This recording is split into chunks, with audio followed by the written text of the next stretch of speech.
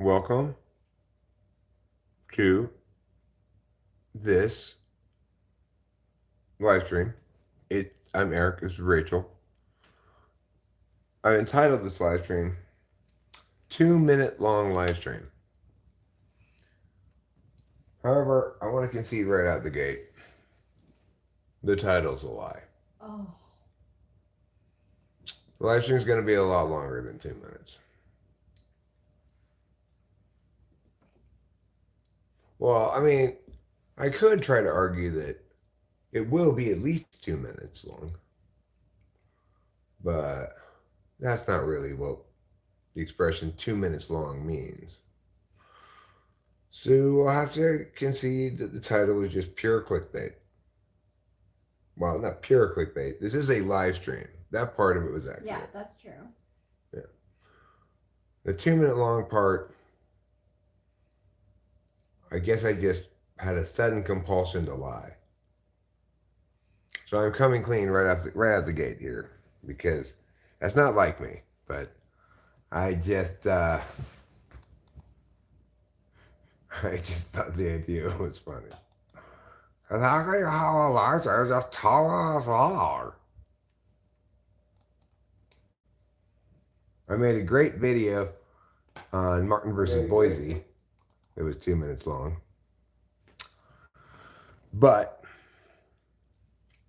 this is going to have to be a little bit longer than 2 minutes because that's just the nature of the kind of beast that you, I, and Winston's mom, and Ruben are And riding. Acacia. And Acacia. We're all riding this kind of beast. This kind of beast rides you long and hard and puts you away wet. In contrast, my SCOTUS video at a brisk 2 minutes rides you short and fast and puts you away dry. How did the shopping trip go? Well, it went well. At the market, I acquired the following things: drinks. That includes iced teas and beers. Box of salad. 2 small pot roasts. No, Karma's Pet, I'm sorry. I was lying when I wrote that title. I'm coming clean now. That's not a good excuse for it, but I was lying. Can I get you a drink? I would love a drink, thank you. What would you like? I would like one of those. I did tell Rachel about my oven fixing accomplishment. Thank you, Winston's mom. She was surprised. And I was very happy. yeah, that it was such an easy fix. Yeah. But remember, Karma's Pimp, these are actually 2 minutes in tortoise years, which are longer than human years. So just like if it were in dog years, 2 minutes would be even fewer than 2 minutes. But since it's tortoise years, it's longer. I would like one of the tropical iced tea things. Oh, yeah. The purple. But it's like a half and half, but instead of having lemonade, it's got tropical punch and iced tea. Okay. I know which one you're talking about. I haven't done the tortoise human conversion yet, but I think it's about 30,000 to 1. So instead of 2 minutes, figure 60,000 minutes, which is 1,000 hours long.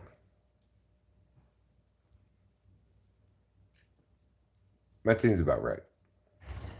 But I could have done my turtle conversion ratio a little bit off. No, I decided not to get that kombucha because it was already turning out to be a very costly trip to town by the time I got a new cutoff disc for my angle grinder because I need to cut up these metal things outside. And I got a metal one this time, one specifically for cutting metal.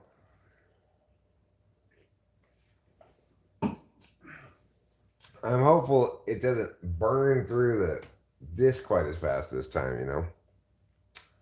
And I also got at the hardware store a quart of oil and a can of Fix-A-Flat. Then I had to go to the feed store, get a $20 bag of birdseed. Then I went to the supermarket and we were really out of everything, so we had to get basically everything, which means the grocery bill was like $350. So that was without the kombucha. But I did try to shop smart when I went there. I got the cheaper. I got two small, cheap, like $6 pot roast instead of one big pot roast, and I didn't get the tri-tip this time, which is more expensive. Um, I found a good deal on frozen hamburger patties, so I got those, and I purposefully got a 12 pack of the Coors non-alcoholic, which is a lot cheaper than the the good ones, like Athletic or Klaus Taller or something. A 6 pack of the Coors is under $8. 6 pack of Klaus Taller or Athletic is over $10. And I got a 12 pack of the Coors cans, which is even cheaper per unit than the bottles. I don't remember exactly what I paid for it. 13 something, I think. So I thought, well, shit, I got a 6 pack of Klaus Taller for like $11. Might as well get a 12 pack of Coors cans for $13 or something. Yeah. So that was another way in which I saved a little money today. I got store brand chicken and beef broth instead of Swanson. Saved a few cents there, you know. I forewent many things that I considered, both in the hardware store and in the grocery store. That's a good way to save a little money.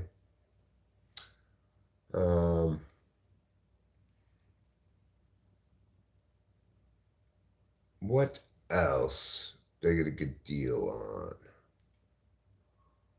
on? Right. Well, I got the cheaper cat litter, but not the cheapest cat litter. I like the cat litter that's in the jug you can pour from. I don't want to get a big bag of cat litter. Obviously, your price per granule of cat litter is much lower if you get the big bag of cat litter. But the jug of cat litter I got was the cheaper of the jug options. If I had gotten the lightweight cat litter, which is the same size jug but weighs less, it would have cost more. Or if I had gotten the jug cat litter with special crystals in it or whatever, it would have cost more. So I got the cheapest jug cat litter I could get.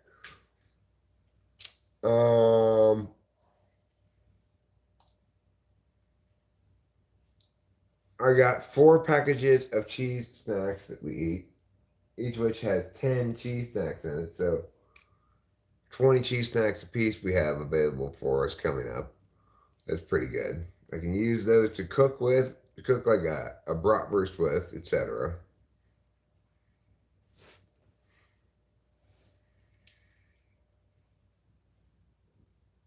No, of course I did not pick any ground apples because those people have a glorious apple orchard, but it's all set jealously back from the fence, which is to say, not even a single branch with an apple on it crosses over the fence where you could pick it and it would be legit. Do you feel like you got a killer deal that Rachel was put into your life? Absolutely. Thanks, Rubenar. A fantastic deal. How can you feel any way other than that when you're with your soulmate? Rachel was a little fretful earlier because she did pick a card about soulmates and twin flames. And the cards that she picked said she is not meant to marry this man. She should marry me right now. Yeah. She literally said You are not with your soulmate. You should leave your partner now. Pretty crazy, yeah.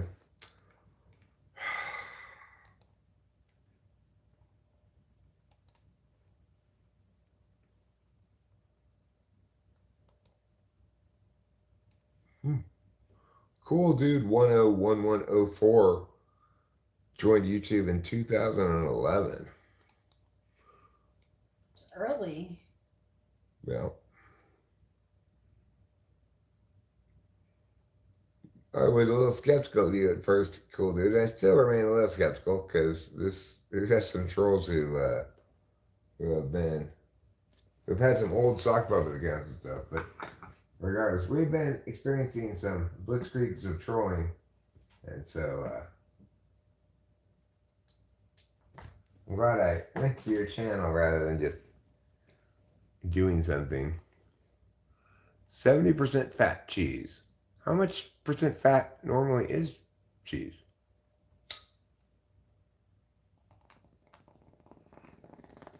I would think that it was like 100% fat. But that's definitely excluding everything else that's in there. It can't be that because it's 100% cheese.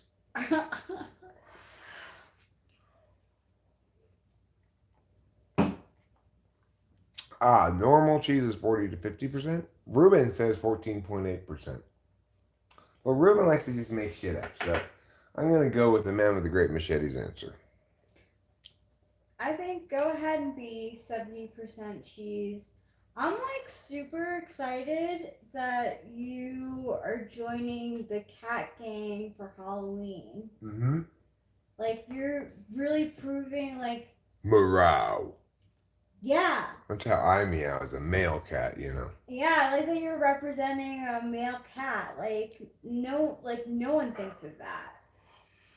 Well, it's all part of my reclaiming things for me. For me and my demographic. I reclaim things for old people sometimes. I reclaim things for heterosexual men. You know, I like to reclaim things. Like I'm reclaiming the word dame. You know? Ooh, like Dame Judi Dench.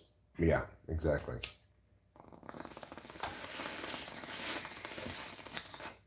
She's a real classy dame. In the status quo, women might be offended by being called the dame. But I'm going to recapture it. I'm going to reclaim it. I'm going to use it in such a way that women always find it flattering. And before long, women are going to long to be called dame. Then we're working on broad after that. Broad, huh? Mm-hmm. That's gonna be.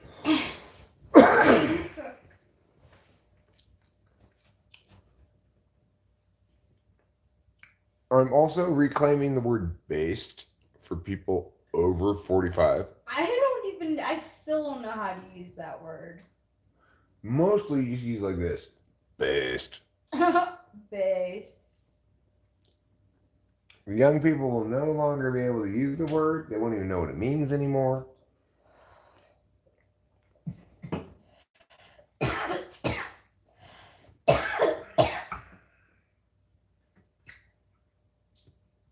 I used to think that I meant like based in reality.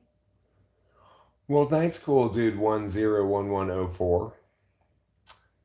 If the last number had been a 1 or a 0, I would have assumed I needed to convert it from binary to decimal. But since it's a 4, I'm going to conclude that you were writing your zip code, but accidentally put 2 ones when you meant to put 1 in the middle. And your zip code is actually 10104. That's my conclusion. I'm going to reclaim the word this for its proper use as an indefinite pronoun. No longer will people write the comment this. So only use it properly as an indefinite pronoun. Wait, what's an indefinite definite pronoun? This, that, those. Oh, so I These. can't be like, I can't show you something and be like this. Oh, well, currently you can, but not after I reclaim it. No, that's part of my vocab. That's fine. Well, but I'll tell you what I'll do for you, darling. I'm gonna put that way on the bottom of the list of priorities of things to reclaim. Okay. I've got a lot of things to reclaim. Like I plan to reclaim the term Native American for European colonists and their descendants. And we're going to rename what we currently call Native Americans or Indians into late arrivals. Well, Karma's Pimp, like, that's how I used to, like, when I was on Facebook and I, like, had a song that I was listening to that I really liked, I posted the YouTube video of the music and then put, like, this, period. It's just a joke, obviously. I want to reclaim the word nation to only apply to things that are actually nations. Like the United States of America, Canada, Mexico, and not to refer to Indian tribes. If Indians had been able to make nations, they wouldn't have been stuck in a state of savagery.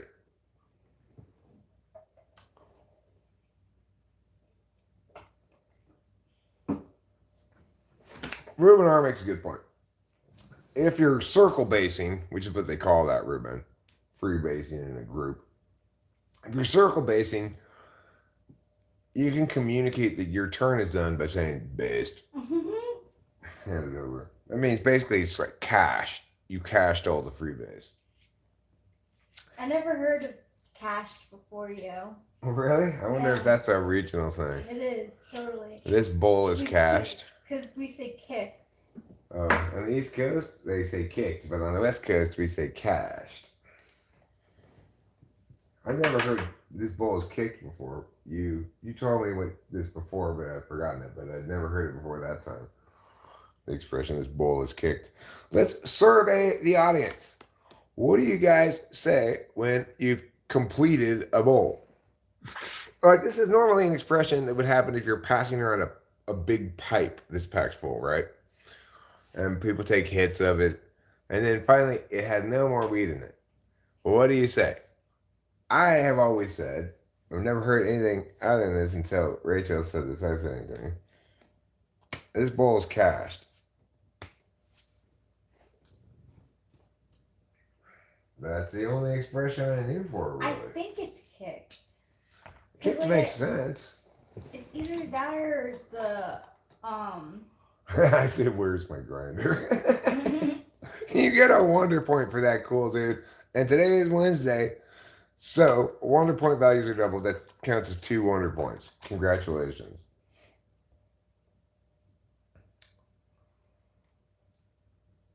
But I really like cool dude's answer. He's proving himself a cool dude. What do you say when there's more weed in the bowl? Where's my grinder? Yeah. That's the right answer.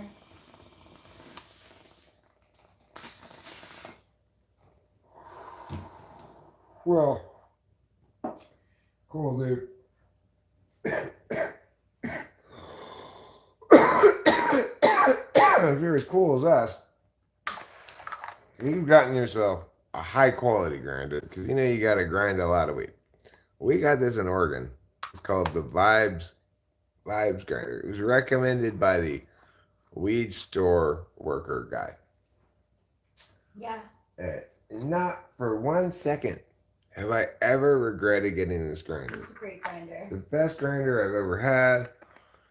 And I learned a trick to make sure that it keeps working beautifully forever, which is you just got to squirt a little bit of cooking oil along this edge here when it gets getting too resiny,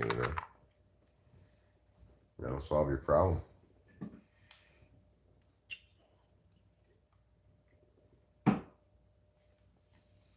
Anybody else have a name for that besides this bowl's cached? keg is kicked or the bowl is kicked? I don't think a lack of savagery is a defining feature of a nation. Ah, You guys are. you're off to a great start here. Yeah. That's an excellent point. You make an excellent point. But I do think, however, that concrete and enforced physical boundaries comprise a nation, and that's not something Indian tribes had. Nevertheless, you have successfully rebutted my first point, and I concede that in making the second point, I am shifting ground. That's okay in this instance because I kicked my first point and conceded it's been rebutted. Then you can move on to a new point. Not just shift ground without doing that work first.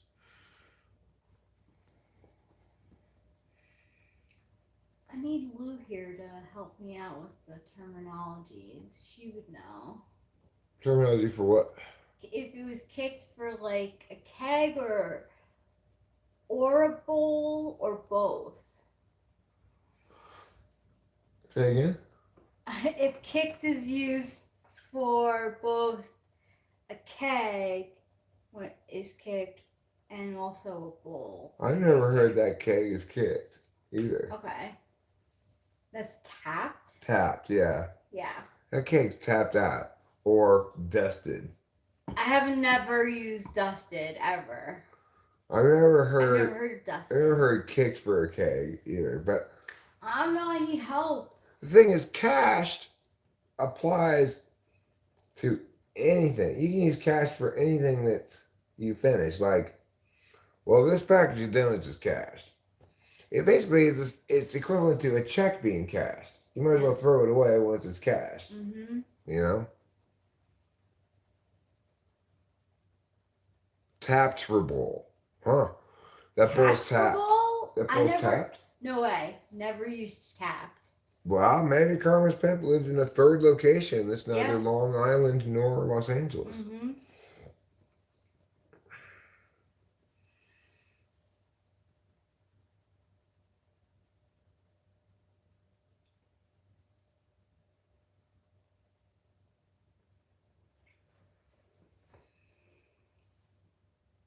I like the word cashed. I use I do too. I use it fairly often. I like it too. For a variety of things. I don't remember hearing it with kegs, but if I were to mention that a keg were empty nowadays, I would almost certainly say that keg's cashed.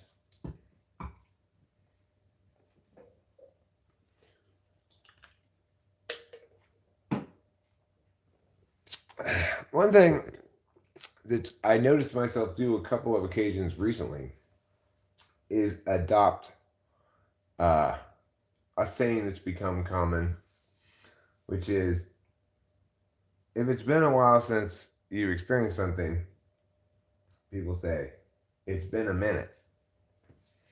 I found myself saying that on a couple of occasions recently. And then I realized, I don't want to say that. I want to say the normal way. It's been a while. I like it's been a while. Hey, it's been a while. Then the other person will say, yeah, it's been a minute. I like that dialogue. Mm-hmm. Did you feel the sugar-free chemicals go through your veins, John Duggan? Oh. Excuse me. Look, the healthiest thing for you is a combination of different drinks. You have to have some tea-based drinks, or in other words, non-carbonated drinks of varying degrees of sweetness. You need some carbonated drinks, so you're talking about sodas. You're going to need your non-alcoholic beers. It doesn't hurt to have a jug of juice on hand, and then some bottles of water. If you have all of those drinks, then you have enough drinks. Now, for snacks, you're going to need both salty and sweet snacks. So you should have chips. Pretzels are fine.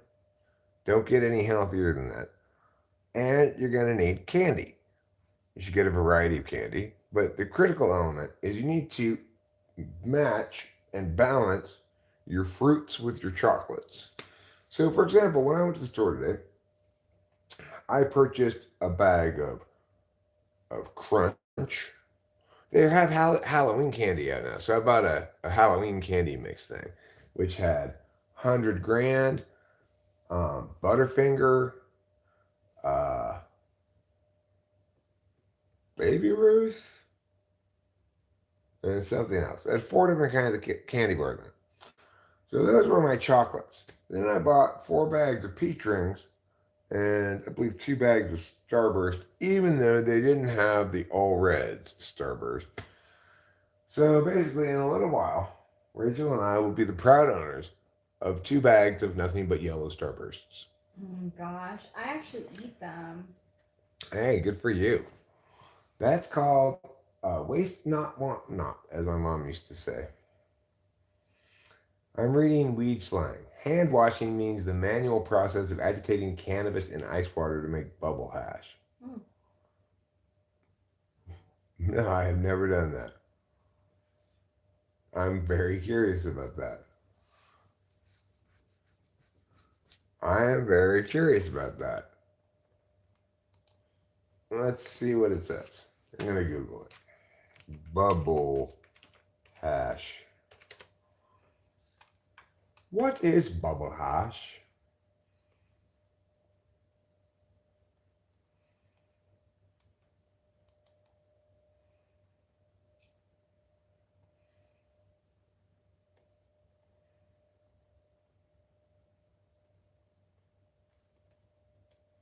How do I make bubble hash?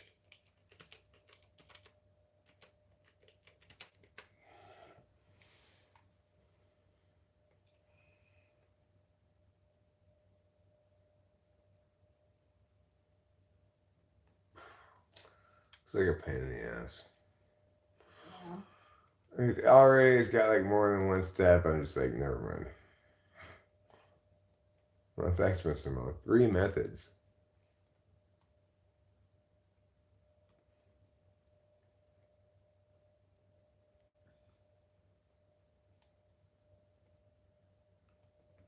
Yeah, it's right here.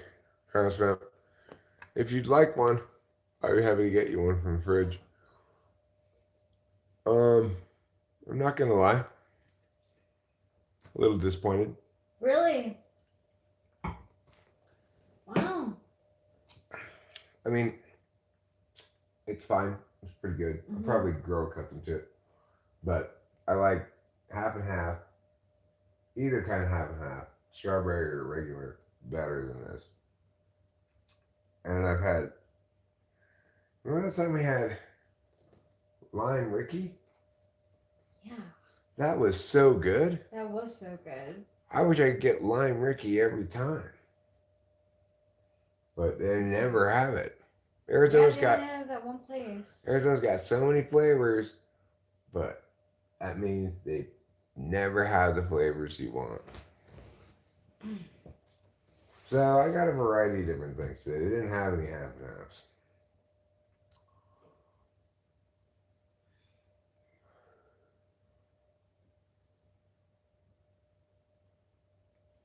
The bubble eater. I mean, the thing is, here's the bottom line. Whatever is going to end up in that bubble hash, right, is just extracted from this same stuff right here. I can smoke this stuff, and I will get everything the bubble hash has in it, plus more. The difference is that the bubble hash is more concentrated than this, but you don't have your phone? Oh, it's in the garage. I've just been using the pipe. I like it. Okay, cool. You like it? Great. You I don't know. I you feel want a like stick to poke it from the other side? I think I probably should, right? I think that pen is not probably a very ideal tool for that, No, it's not. for your purposes. Thank you. You're welcome.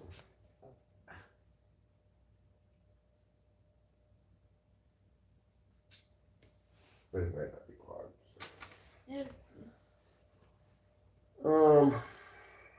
I mean, the thing is, it's important to remember that the hash is just the same thing as the weed, except it's concentrated a bit, right? But weed's not like alcohol. In other words, vodka is going to get you a lot more drunk than Bud Light, probably. But that doesn't work that way with weed. The concentrates, generally speaking, I would say get you less high than actual weed, with some few exceptions. And that the best thing to do is put concentrate on top of weed. But bubble hash is going to be medium concentrated, and since we're already smoking the weed from which the concentrate would come, it would seem kind of pointless. Yeah, like I'm not really a weed connoisseur, Winston's mom. Where did this come from? What? Oh, the little cat? Is that what that is? Yeah. Where did it come from? I caught it in That's the great. I mail. love it. Thanks. Doesn't it kind of look like trouble? I mean, I can't see very well down my glasses. Let me pull this bowl and then I'll look at it. It makes me want to make a short out of it. Oh, sure. Try a few different things. I put one, you know. It was cool. Like, they have like, it's like in a box, but you don't know which cat you're getting. And I was secretly hoping for the gray one. Because. And you got it. Yeah. Another thing I want to say, whenever you worry about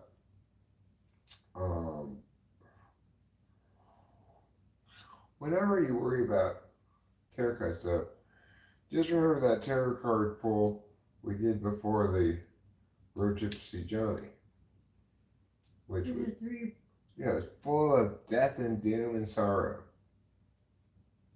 It's true. Well, I like to get satisfaction from, I don't know why. I like answers. All right, well, you should think of it maybe just like this. Even the most consistent process of production misfires 1 out of some percentage of the time. In fast food restaurants, there's a tiny amount of rat feces that's allowed in your food. So everything misses occasionally. Even if you wanted to imagine the tarot is highly accurate, it's going to miss occasionally. So you should remember that when you get a reading you don't like, and it doesn't make sense to you, intuition from other, if you, Jason, you can reference your SI. Oh my god, I don't even fucking reference my SI ever. I just go right to another, pick a card and see if I get a different answer. But usually if I get the answer I don't want, it happens several times in a row. Yeah, I've also found that to be the case. You know, I've tried to, let's get some, let's get it clarified here. And Yeah. It's just like more Tower, 3 of Swords. Okay, it seems to reinforce the previous point. Yeah. However, that may be the sort of mechanics of the tarot, which means if it misfires and you try to like get the outcome from it anyway, then I just keep misfiring. Yes, yeah. So I would just remind yourself that if you get something that makes you mad, it's probably a misfire. Yeah, or like when I'm PMSing sad. I hate hearing that shit. Well, it makes me happy Crying. it makes me happy to hear that you hate it so much, because that means you value this relationship a lot. Yeah, I do. And makes me feel more reassured that you aren't going to leave me for Juan Pablo, the neighborhood Lothario.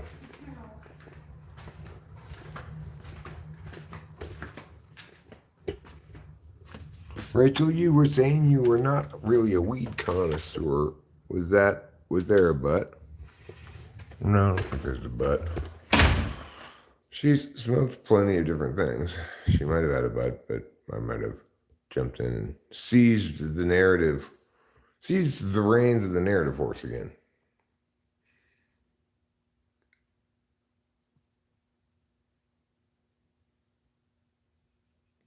You're hoping for a clear, unequivocal prediction of decapitation.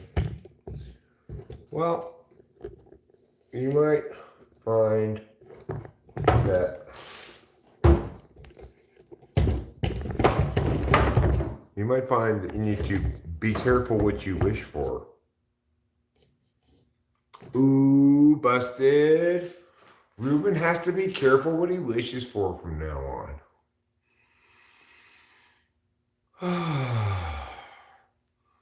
Oh no. I'm like Obi-Wan. What, Obi-Wan? A disturbance in the Force. Ruben's head is no longer attached to his body. It's not clear what happened.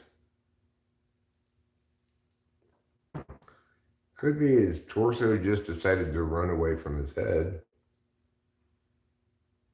Miscommunication between head and torso. My trouble. Aren't you a special gentleman? You are the sunshine of my heart. So I want to show you, everybody, this. This is one of the things I got at the hardware store today. It's called metal cutoff. Why, you might ask? Why are you getting a metal cutoff circle? Well, I'm now going to show you the thing I need to cut.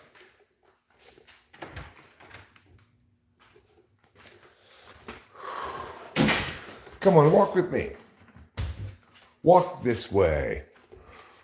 That was a common joke in cartoons back when I was younger. The person would say, walk this way. And then, what is this? Trash. Okay, person would say, walk this way. And then they'd walk like this, like. And then the character behind him would go, when they walk. It was a common joke in cartoons when I was a kid. And oh my God, am I grateful that it was. This is the thing I need to cut. As you see, it's made out of metal. So, after some consideration, I said to myself, Eric, why not get a disc designed to cut through metal? And after more consideration, that's exactly what I did. These aren't metal, and These are small enough to fit in the trash can. So I'll just put those there. I already did it for these other two ones. I missed one. This is the back side of the dryer. The replacement parts for which appear to have come today. I saw the mail lady putting a Amazon looking-ish bubble wrap envelope approximately sized for dryer parts. So let's go take a gander at the old box of mail. Give me a second. Don't rush me. Don't rush me.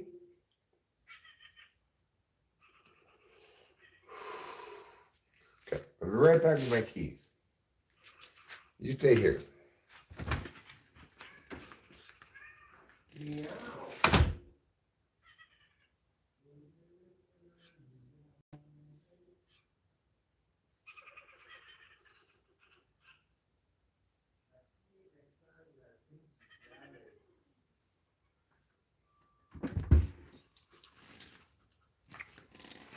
All right. So, as you may or may not know, you are not allowed to walk up the mailbox with me.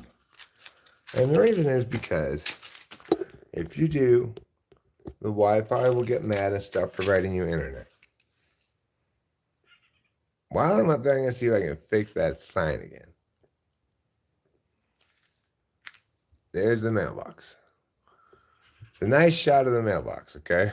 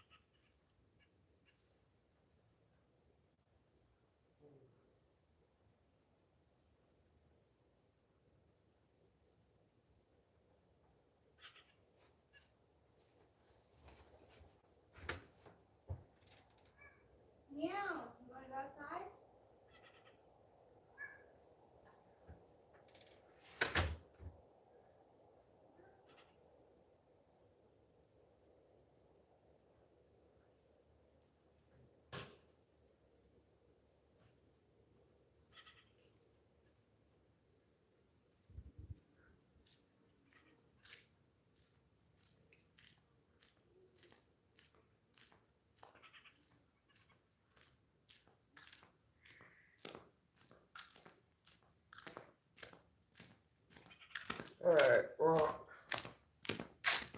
there we go there. Now I have to make it small again.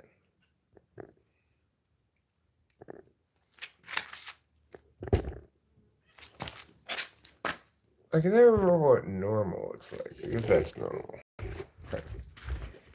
So you got your checks, Rachel. If you're listening in there, I'm not sure.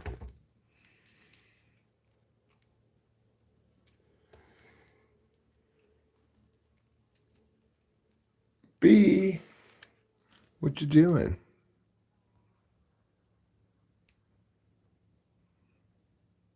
Oh, can you, okay,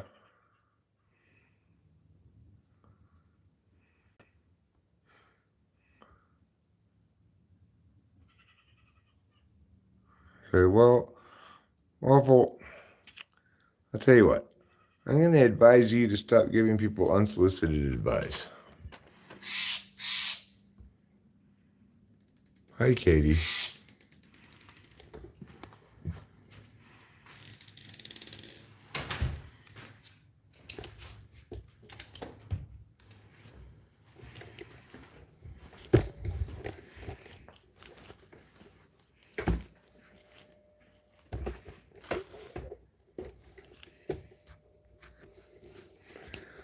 Well,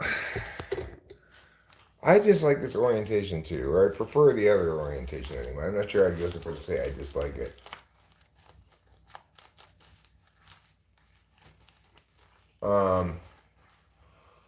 Yeah, I checked my email. I haven't checked it today. You want me to check it?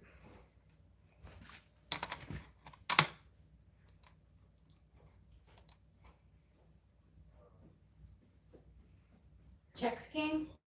Yeah. That's good.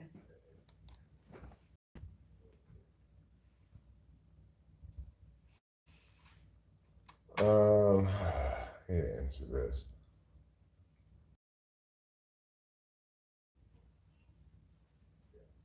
Okay.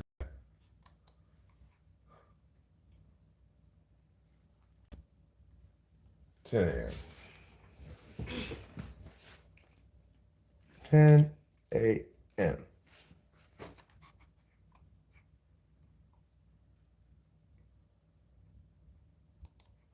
I'm gonna put this on the calendar. I don't know how I missed this fucking guy, but apparently sent me like 5 emails with this.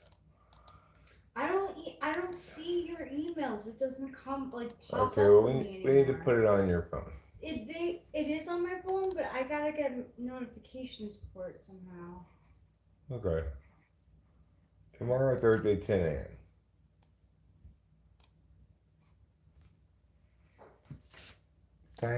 Typing. Second floor. Who lives on the second floor?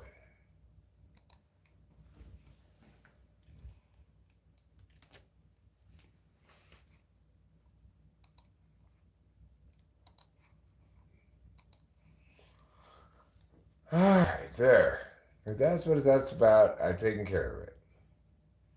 If you're asking me about whether I'm checking my email because of that, there. I just took care of it. Was that what you were asking about? My bad. I saw one of those emails, like, I guess about a week ago, and I was just like, I don't feel like dealing with this right a second, and I just forgot about it. What are we streaming today? We're streaming lives. Okay? Remember, by staying locked in your house, we're saving lives. Okay, so this came. Wait, where's the check part? The guy sent back our check for the 120. I had a feeling. Because the year one counteracts made this unnecessary. Okay. He wrote it on that. Okay. This is for you. So what do I do with this now? Just You void should just it? tear it up, throw it away. Just make a note mentally that that 120 is not coming out of your account. That's good. I don't have anything else. Now you got more stuff. You have this. These are your checks. No. Like, honestly, Trouble, I sat with you for a good 5 minutes. You don't have to get it also from Daddy. Like, There's our god, alright. This, I suspect, is from that bill we paid. okay. It might not be. It might be from the hospital. I think I owe like $112, I think. Okay, let's say that. Alright, the rest of this shit is not for you. Oh, this is from the 112 I owe the hospital. Which hospital? Pooptown? Pooptown Memorial? I don't know what services. It might have been when I got my blood work done, actually. Alright, well, we'll pay that. Why not, how about you pay that with a check since that $120 isn't coming out? Okay. That's basically the same amount. Yeah. Okay. Here's the Mariposa. It's important to get both the local papers, one which comes in the mail and the other which you have to buy at the store. And all this stuff is David Strauss, James Strauss. My penis got this one, Urgent Gram. I wonder what it's about. Eric Strauss's penis, it says. I was surprised. It doesn't normally get its own mail.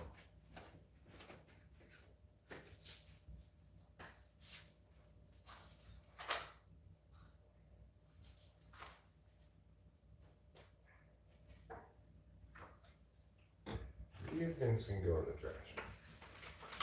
Now, we are going to look and see if this is, in fact, one of the pieces for my dryer. I think the other one, I'll just have to wait till tomorrow, doesn't appear to be, there doesn't appear to be more than one piece in here, so. You know, sometimes you just gotta put on your big boy pants and deal with it.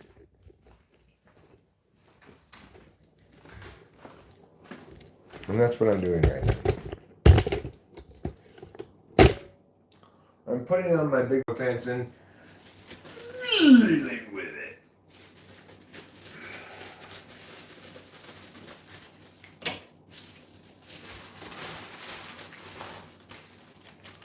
Yes, this is one of the two dryer pieces I need. The other one must be coming tomorrow. So I got them in two separate times, you know, like first I got one, put it in the cart, then I searched for the other one, put it in the cart, probably separate vendors. They both said it would come today or tomorrow, so good enough. I just put it here on the dryer so that it's ready to go when I return to work on the dryer. Just leaving all the stuff I need to work on the dryer on and around the dryer right now. This I need to move. I'll move this hopefully tonight onto the deck. It's where it belongs.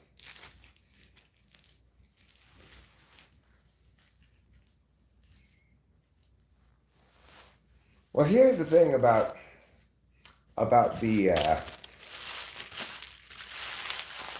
vertical. My numbers for live streams have more or less doubled since I changed to vertical streaming. So that's a pretty sizable incentive to continue vertically streaming, at least until I see that, or have some reason to believe that that's not the thing responsible for it. Take a couple of these for you. Wow.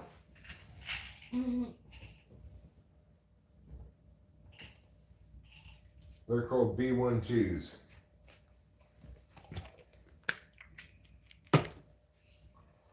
Like a 1-2 punch from a prize fighter.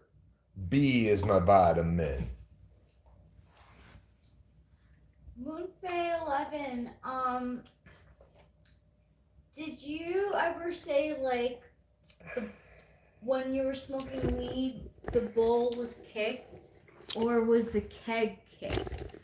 Or both? Or have you said the bowl is cached?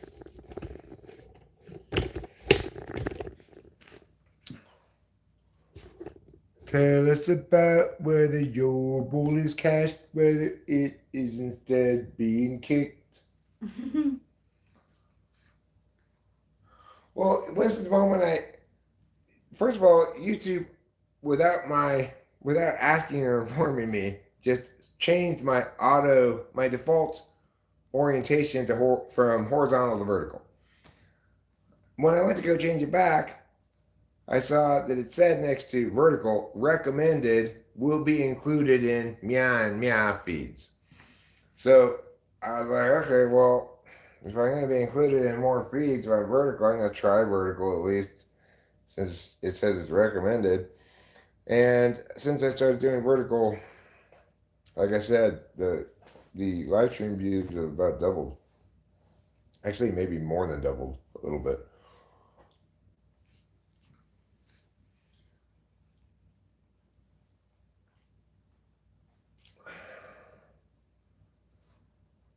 I have no idea, Moonfei. I don't know. I'm sorry. Are you trying to do this on your phone? You should have no problem doing those things on a laptop, but on your phone you may have problems with those things. That's why most good Christians agree phones are bad. Moonfei is also familiar with the term cached. She's not heard kicked either. Shit! So maybe it's a generational thing. Could be a generational thing. Could be your only Long Island calls it kicked. Could well, be. I do call things by the wrong name, so it's not impossible. No, when you call things by a different name, that turns out to be the right name for them. Like cutlets. Isn't that a better name than lunch meat? Yeah, it is. Well, thank you. It's a single word. It's tidy. My head likes tidy. Moonfei actually said, yes, kick kicks too. Moonfei used all those. I never heard kick before. Maybe tapped. Tapped. I would use that for kegs. Kegs get tapped. But I would use cached for kegs too. Cached is a good all-purpose word for something that's being cached, you know. I've got to go put on deodorant because I can smell myself. Also, let me just mention to everyone on the stream, I went to town today. Can you turn the camera around in this mode? Yeah, you can. I went to town today.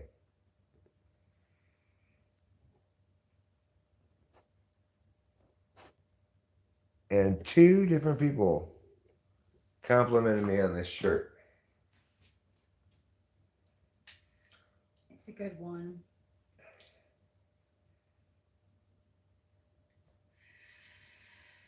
Yeah, it's pretty great. I gotta tell Delilah because she's the one who I think she might have even made this shirt, which is pretty cray. Yeah, it is. Pretty cray. This looks like some meticulous catting out of little meows. Oh yeah. Okay, now back to the top. We're gonna push it like this. There we go. Now it is time to smoke a cigarette. Why? Well, because where are we going? I'm going to smoke a cigarette. You don't have to go with me. I'll follow you. Sure, if you feel like it. Where did it? Oh, I have to get. I think they're upstairs. My headphones. I was watching a thing. She was watching a thing. So yeah, like a thing. Come here. Oh, cool.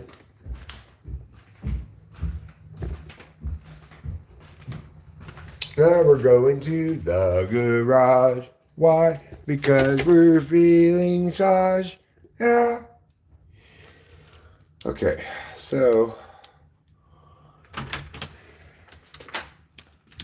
what are we going to do here in the garage? Number one, we're going to find that drink I forgot about, that I forgot even having.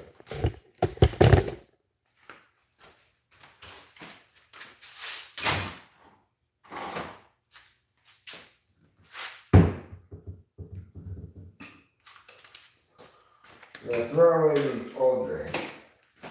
But this one is so full. Probably has bugs in it, though. Little bugs get in these, if you leave them out here.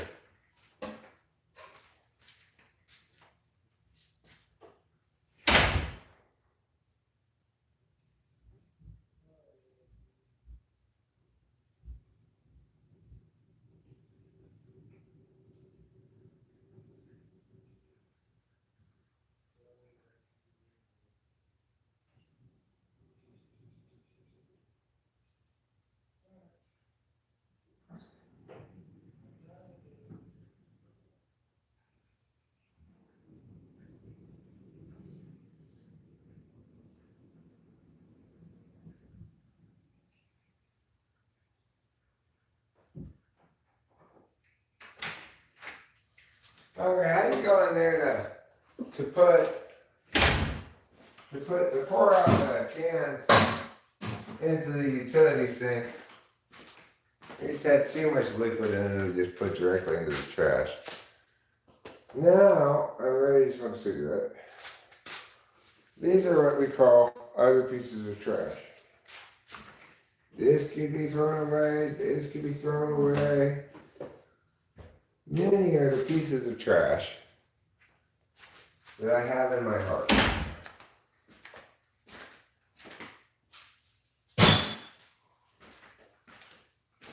All right. This belongs over here. Put these scissors away. Put these screwdrivers away.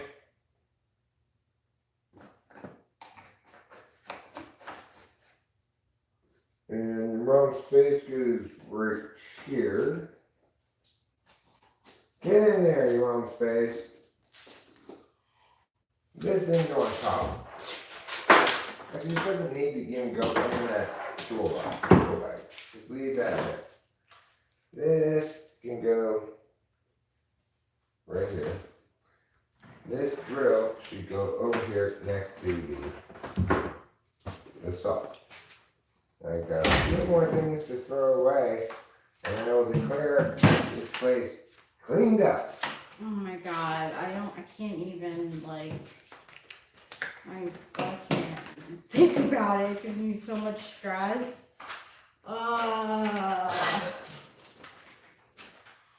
It's cleaned up like the OK Corral. Namely, okay. I wouldn't say I cleaned it up well, but I cleaned it up okay. Now, the important work of the hour. Step 1, pull a cigarette from the box. Step 2 is going to be one that surprises you. Come on, I'll take you with me. Turn on fan. You weren't expecting that, huh? You were expecting it to be light cigarette. No. Step 2 is turn on fan. Step 3, pick up thing unrelated to task at hand. Step 4, light cigarette. Step 5, enjoy. And that's 5 steps to success at smoking.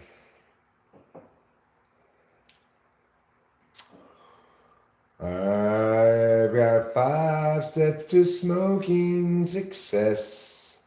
And if you follow these 5 steps, you're sure to succeed. And then smoke, smoke, smoke your way towards happiness.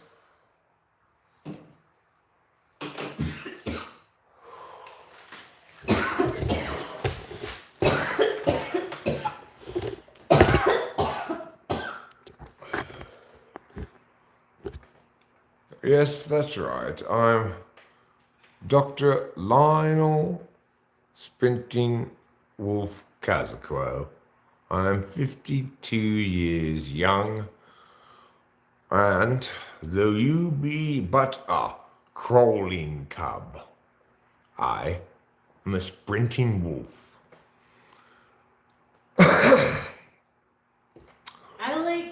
I think Gen Z humor is very wholesome. There's this, I'm back on Tumblr. Where the hell did I put it? Someone turned Stacy's mom into a Kermit song. And it's Stacy's mom turned me into a frog. I'm eating flies and I live inside a log. Stacy, can't you see? She has placed a spell on me. I know. And now I'm in a bog and I look just like a small green frog. It doesn't totally go. It should have been. Good. I know that I'm Stacy's frog. Yeah, it is. Could have been phrased like that. It's good. I don't know. It's so wholesome in my mind. There's a luminous person here, and yet his icon is not highly suggestive of luminosity. So,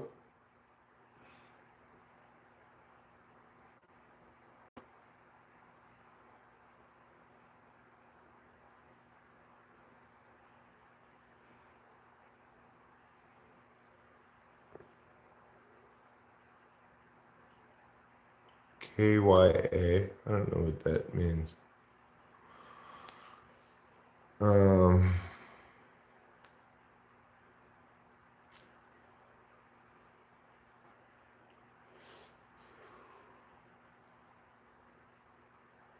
Thanks, Silly Billy. I don't know if you've heard, but very large foreheads are what's coming up, 2024. Thought I'd stay a little ahead of the trends. Before I cut my hair this way, I had an incredibly full and rich afro. Like I said, Winston's mom, it's not my filters, right? I just put it on vertical, and we're seeing a lot of different things. Maybe YouTube needs to check its filters. Oh, I like it when you call YouTube out. Let's see. 193 billion. 24,873,196. Is that what you're saying?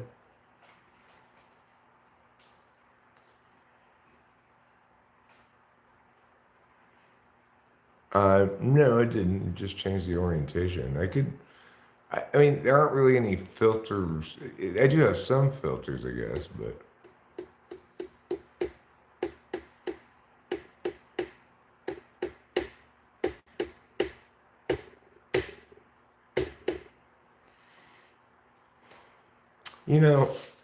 I think it's a little bit more correct to use commas in there. And you don't have it commaed out correctly. It's supposed to be every 3 numbers from the end towards the beginning. Oh, wait, you mean that's an IP address? Ay, ay, ay.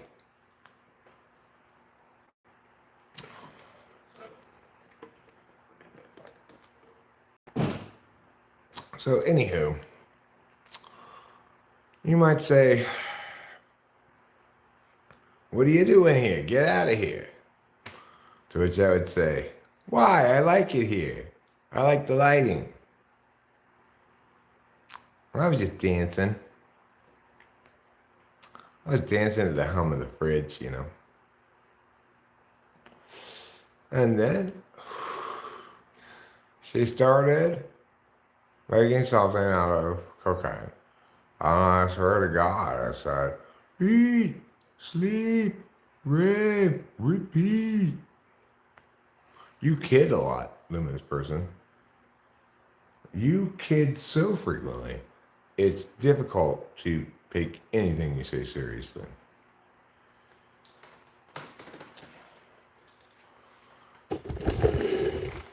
But maybe that's just what you want in life. You want to be known as the kidder, he who kids. If you like being kidded, here I am. I'll kid you so well, Sam. That's assuming the person's name is Sam, of course. Have you seen my cock? It's right there. Got 2 bottles of it. Why? Well, I have a cocking project to do. That's why. Did I ever show you those things I had to cut? Oh, I did show you I had to cut them, but I didn't actually cut them yet, did I? It should be called the underground mine, right? Wow, what a poorly named thing. I've already answered that question, Jamila.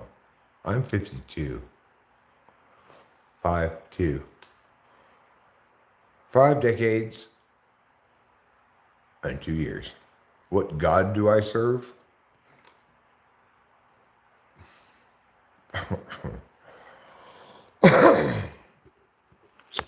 I serve the Lord in heaven above. Yes, I surely do. I mean, I see myself less as serving God and more as saying thank you to God, asking for forgiveness, and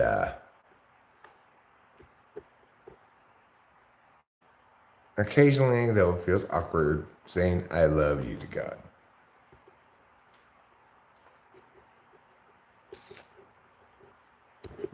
To the extent that I'm a good and moral person, I don't.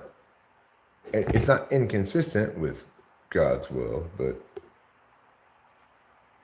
I think it's a little presumptuous to think one can serve God. He doesn't need our help with anything, right? He's omnipotent. So, why? Which God do you serve? I'm going to guess Zoroaster.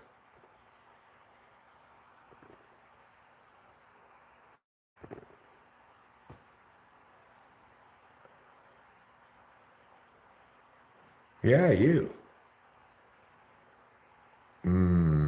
Muslim, right? You're Muslim. That's what I'm guessing. Well, you know what they say. You can't spend all your time chasing burkas around. Sometimes you need to do some other things. Zoroaster was the founder of Zoroastrianism. Is that what he founded? Xenu. I don't know if Xenu qualifies as a god, does he? No, I don't really have enough information on Xenu to either affirm, so I can neither affirm nor negate that statement.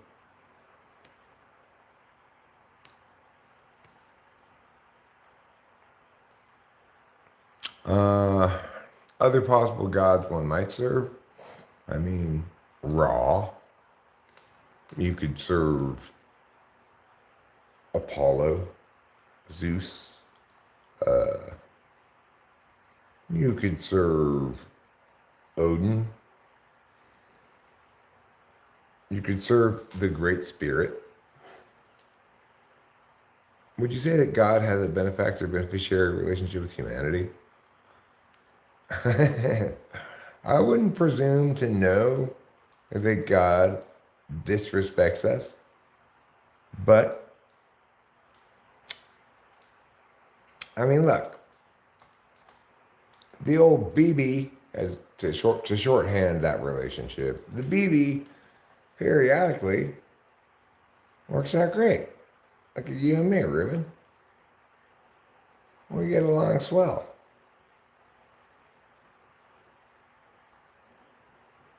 You're like the ENFJ friend I never had. Ahura Mazda is the god of Zoroastrianism. Really? Did he also make Mazda cars? I mean, I don't know. I haven't checked out their channel. I'd say let them commit a violation first.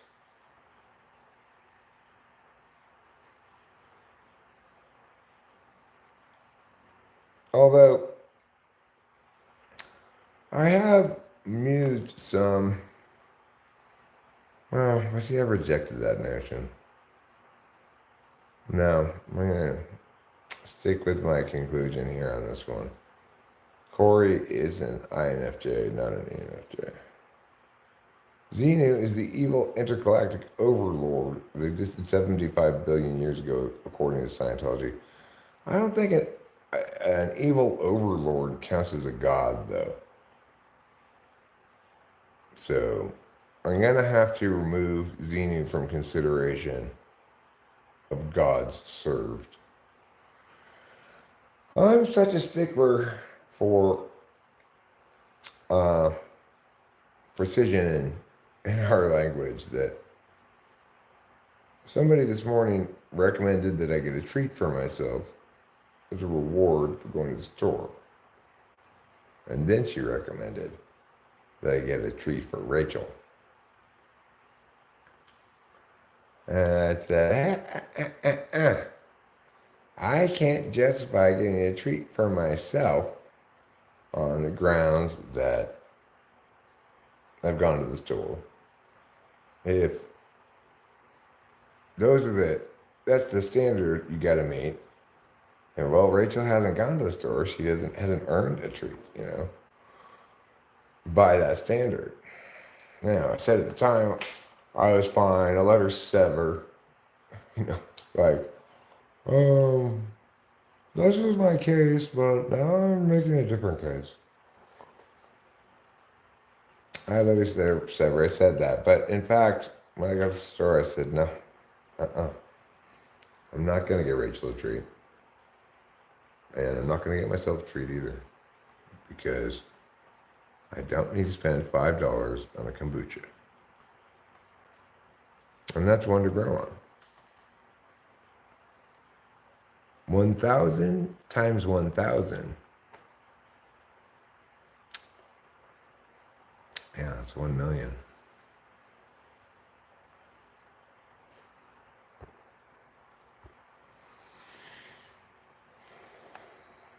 There are a million different ways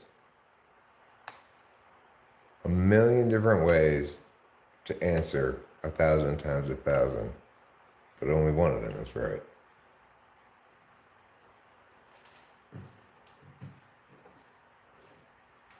Okay, so we've got a couple of options now. I want to get a little something done besides just chatting with y'all. So let's explore which of a couple of chores we would like to do. The carpet needs some cleaning. We could go into the living room. We could scrub down some more carpet, bring in the Craftsman shop vac, and make some more progress on the carpet. Or we could go outside and cut those metal things with my angle grinder. Which should we do? Each of them is going to have some loud moments, but I'll try to put some earplugs in for you before the loud moments. I will say that the loudness part should be a shorter duration if we do the cutting thing. Cut the metal? Okay, cut the metal. So it is. I would go with the first answer I heard, which is cut the metal.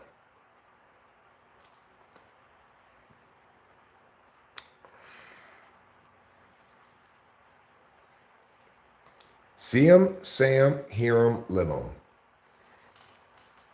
That's what one should do with words, Ruben. See them, say them, live them, hear them, love them. It's important that people get intimate with words, you know, in a real sexual way.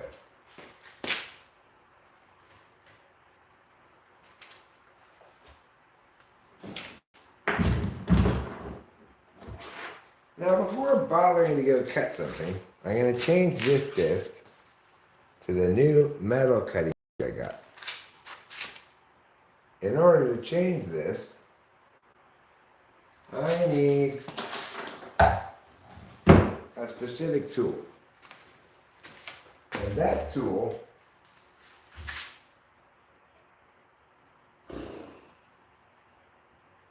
where's that?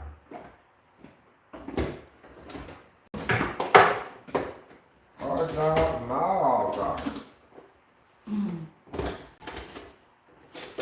Here it is. Congratulations.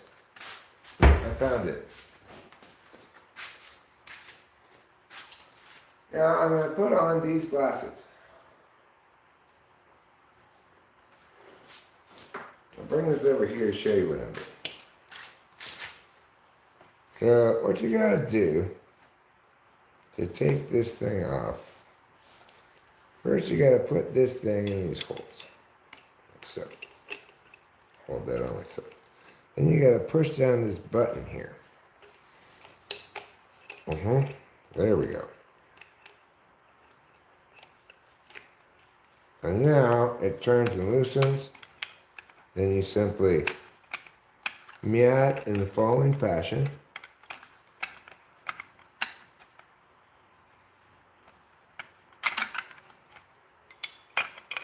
And take this off.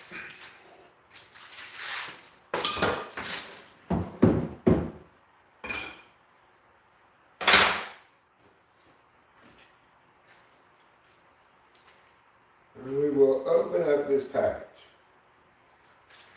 But Eric, however shall you open the package? It looks hard to open. It does look hard to open. But I've got a secret weapon. Scissors. Which I will use to give me an unfair advantage over the package.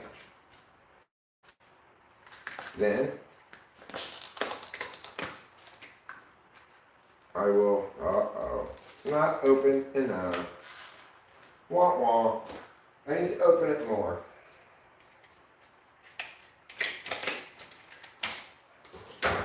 How about now?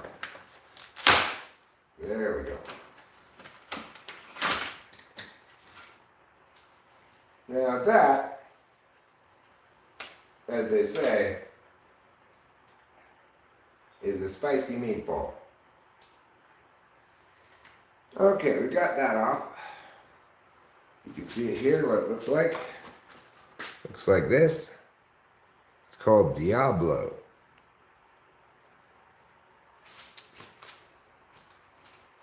Hopefully it goes onto my thing just fine.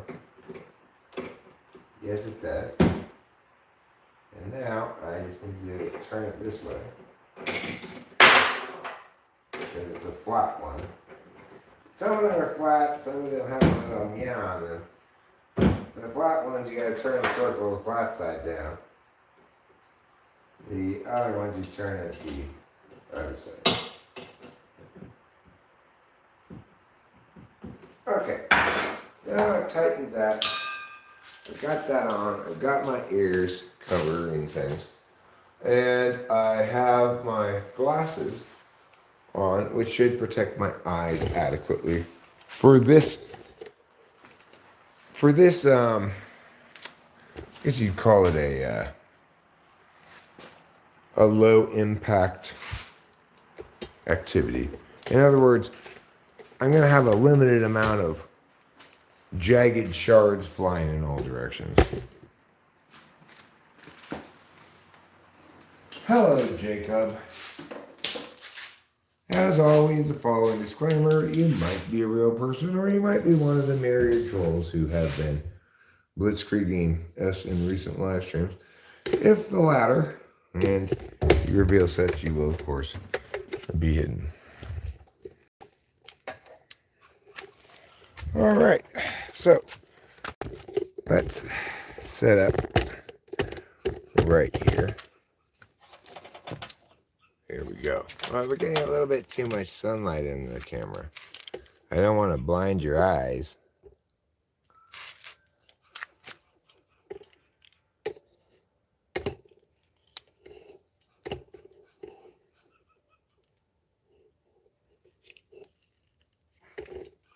Okay.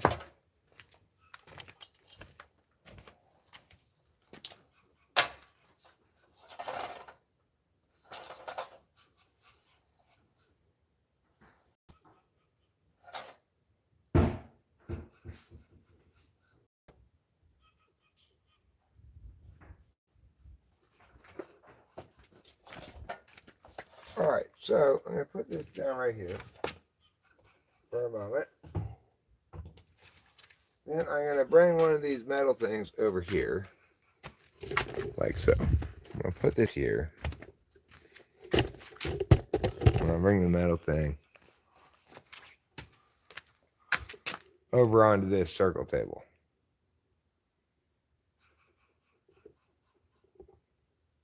It's an angle grinder.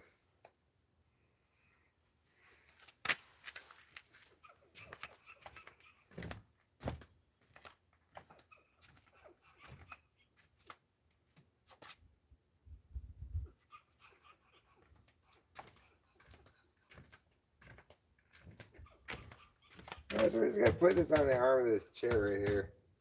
We'll cut it right along this line here. And what I'm going to do to protect your hearing is I'm going to get a shop towel, put it between the tripod and the speakers down here, so it won't be so loud for you.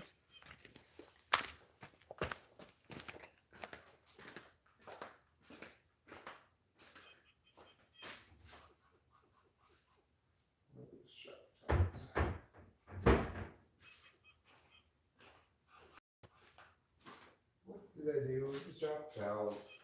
Here's what I did with the shop towels.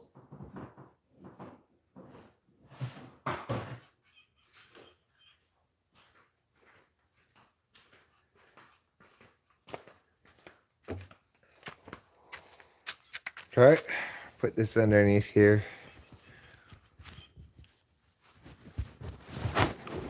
So that it doesn't hurt your sensitive little ears.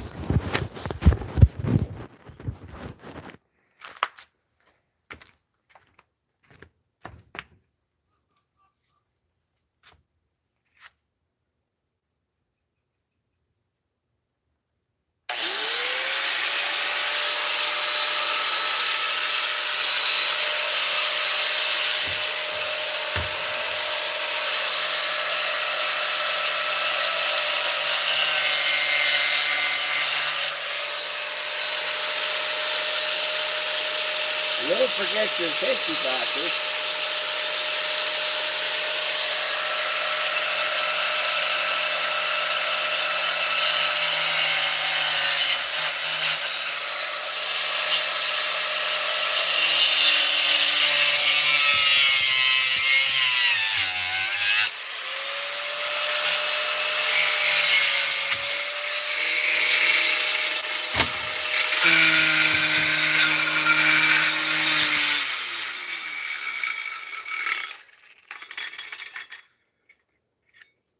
You're too loose. Hush, hush, you're so loose. See if I had to turn it the other way. You're gonna die like that.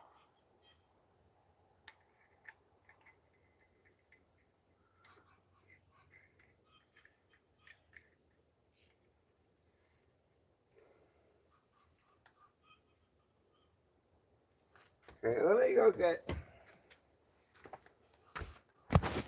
go get the little tightening tool again.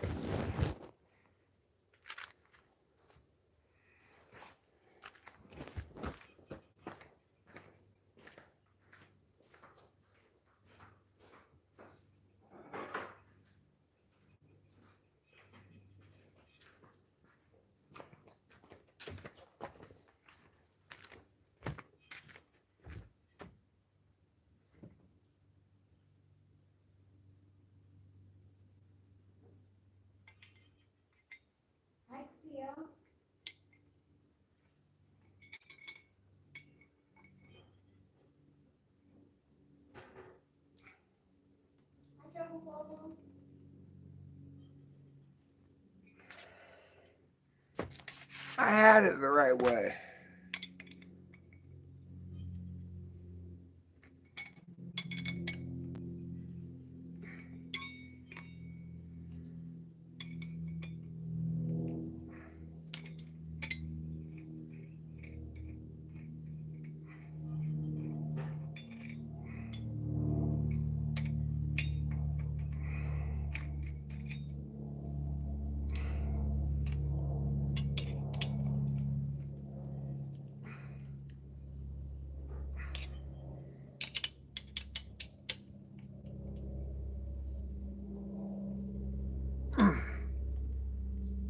Right.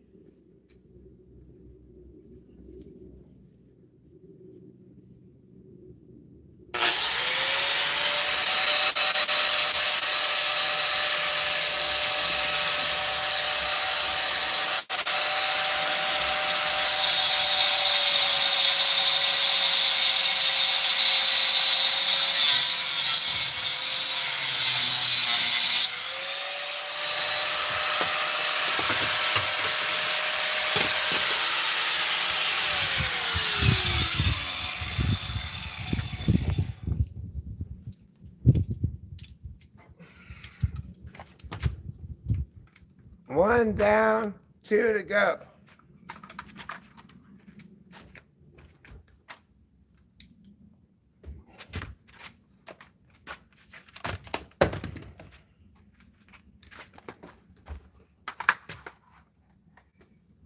Come here, you.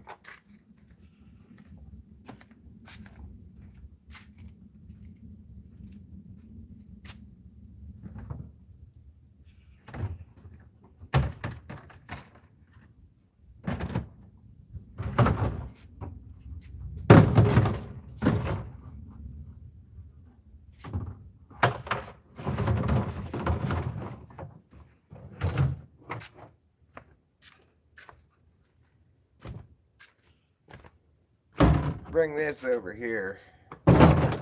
Make it easier to throw things away.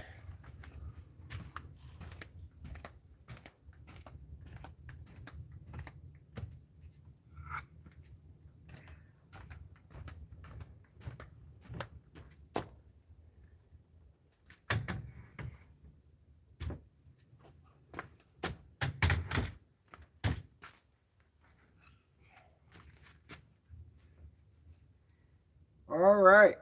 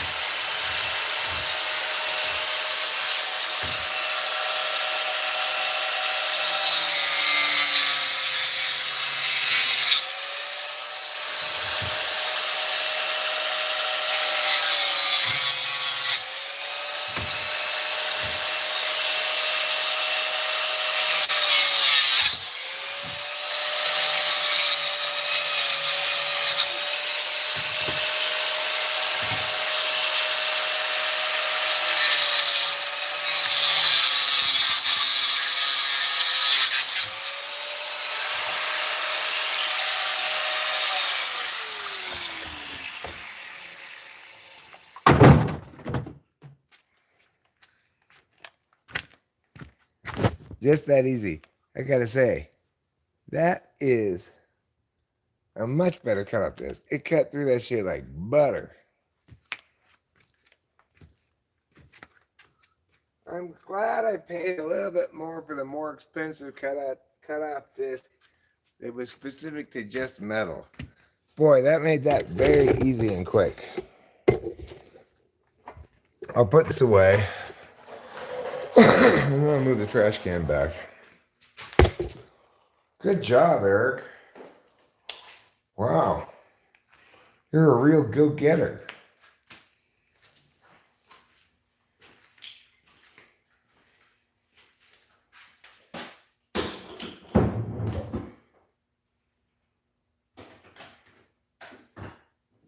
But what are you really going and getting, Eric?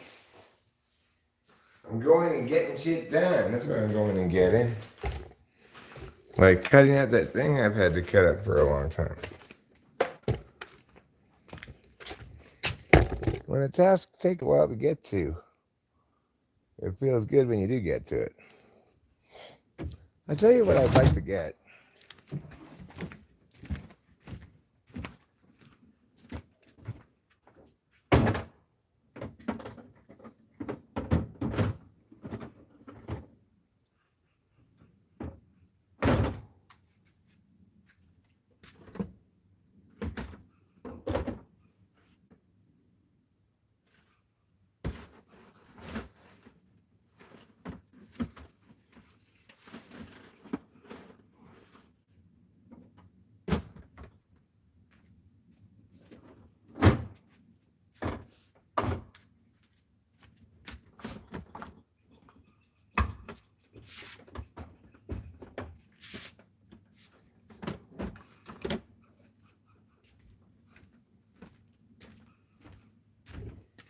You know, I worry about ye old weight allowance for the trash cans. There's that one time they wouldn't take a couple of trash cans.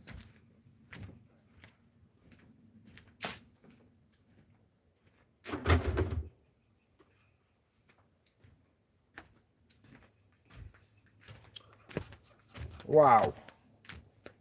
Somebody needs to win some sort of a prize.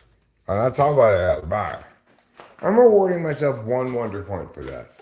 I think, wait, it's Wednesday, you say? Wonder point values are doubled. Well, I'll take the 2 wonder points then.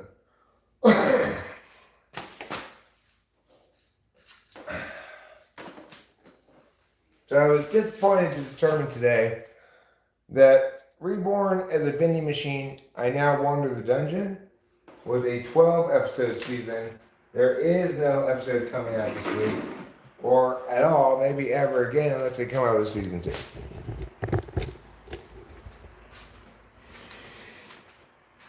Such is life. All good anime must come to an end.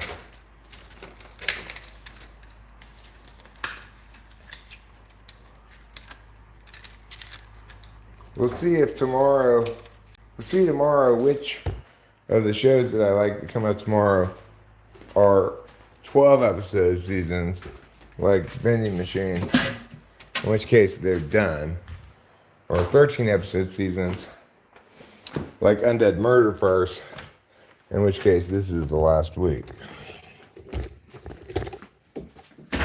I started watching, got about halfway through Undead Murder Farce, but you know what? It's overrated. It's like 4.9 or 4.8, but it's not really that good. I don't find the mystery part of it especially engrossing. Like, presumably, you're supposed to be trying to keep an eye out for clues and solve the mystery along with the characters, but I don't find I really do that with that show, so it's kind of cool. I mean, it's cool. I'll watch it, but it's not fantastic. It's not exactly my fairly narrow anime genre focus. I mean, I will watch anime out of my genre plenty of times, but I pretty consistently like my genre best.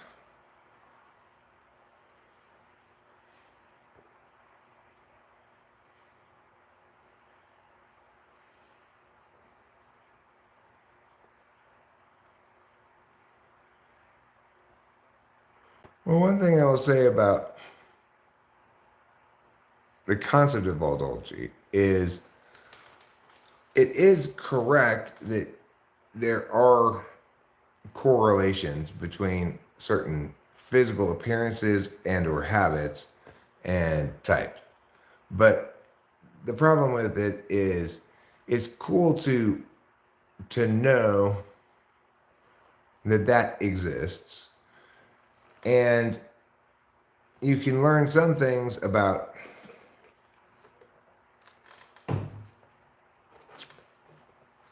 where those correlations are,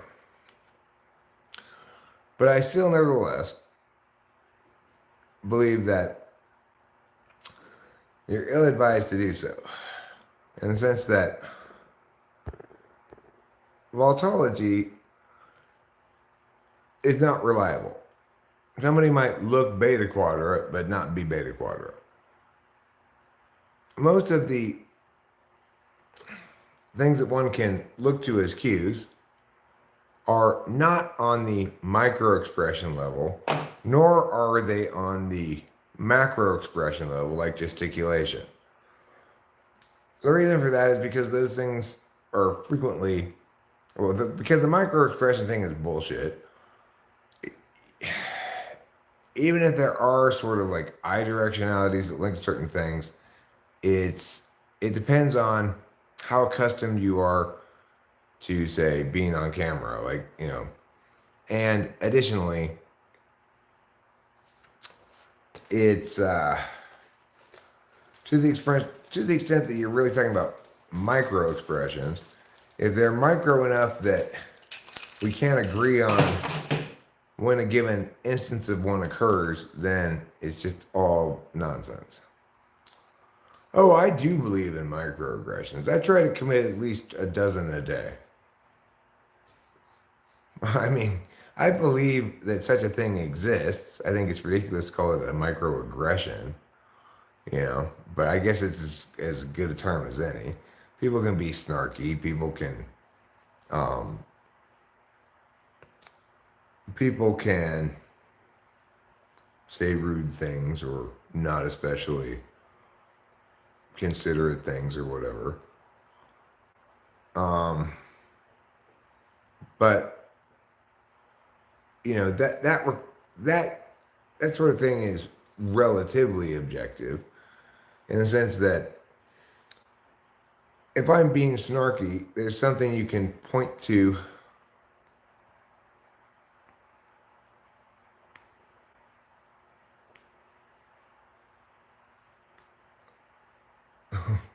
how did you read my body? Well, unfortunately, these are my second pair of glasses. I prefer my other pair, but I cannot find them.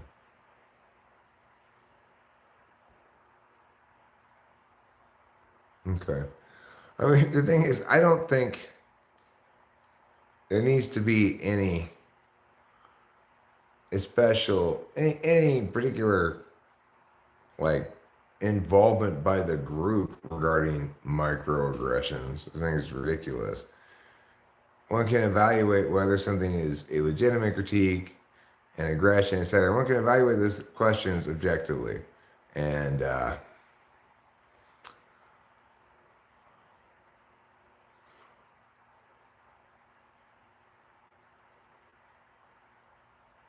Duper's Delight is the name of the smile someone uses when they try to lie.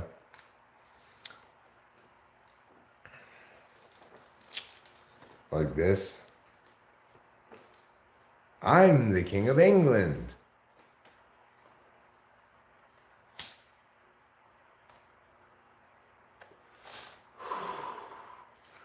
The thing about people being uncivil to one another is there's a natural consequence of that, which is to say, the civil people will lose respect for you.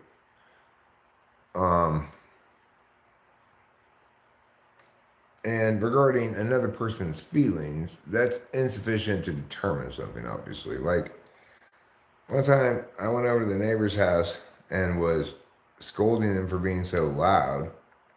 But that lady was an 8. She started yelling at me. I started yelling at her. She kept saying, I feel threatened. I feel threatened. I said, fortunately, it's irrelevant how you feel because I haven't made any threat. Which just stopped her in her tracks. Like, I could see the confusion on her face because she was such a fucking tard.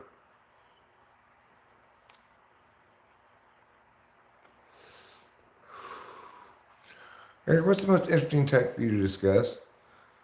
Probably INFJs, ESTPs, if only because that's my family, you know. I got an INFJ wife and an ESTP daughter. All right, you go have beer and brats with work folk in anticipation of upcoming Oktoberfest season. Is it fair for a police officer to stop and throw you against a car because they say you look suspicious and like a criminal? No. I mean, are you walking or in a car? You're obviously not driving. You're walking, and the police officer stops you and then throws you against the car. Assuming you're obeying their commands, there's absolutely no reason for them to engage in any use of force at all.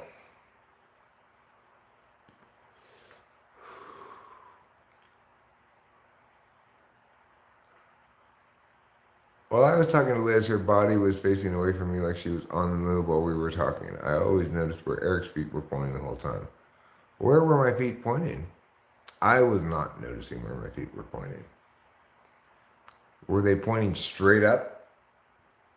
Like, here's my leg, here's my foot, pointing straight up. If I could bend my foot up like that, that'd be a cool party trick.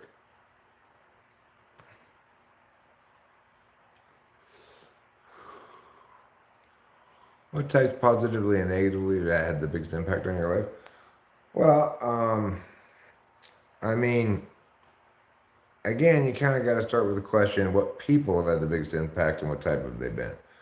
People who have had the biggest impact on me have obviously been my mom, my dad, ISFJ, ESTJ, my friend Dave Porter, ISFJ again,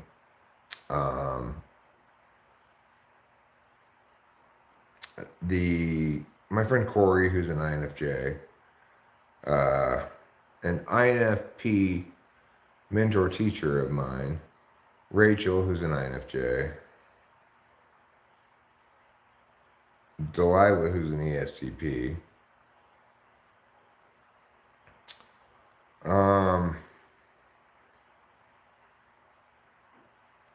so that's that, I guess. I mean, I think to answer your question in a way that's probably be more satisfying for you, INFJ was able to communicate to me important truths about music that I needed to hear and wouldn't have understood without him explaining them to me. That's pretty critical. INFP mentor teacher explained to me, got me to understand how to be a good teacher, what classroom control was like, and what your job was, and how to do it well. That it wasn't like all the work I'd done previously where it didn't really matter. It was just work theater, you know. That was the first private business I'd worked for since I had been in college, you know. I used to be a lot worse, like totally impatient.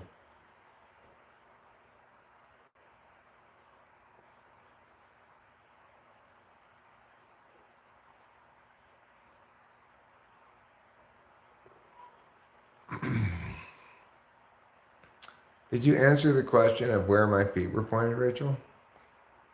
I don't know. What did you see when my feet was pointing? Oh, yeah. Where you notice where they point? Were my feet pointing in the wrong directions?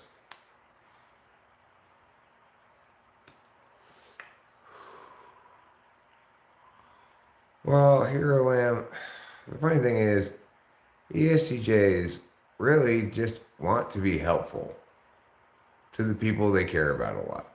If you're not in their inner circle, they're not necessarily going to treat you like they may not treat you well, but they really just want to be helpful to the people in their inner circle. But they have 8th slot FE and 3rd slot NE. That means it sort of takes place in their head mostly, and ideates about things that might go wrong with their plans. They feel an obligation to take care of everybody who's close to them, and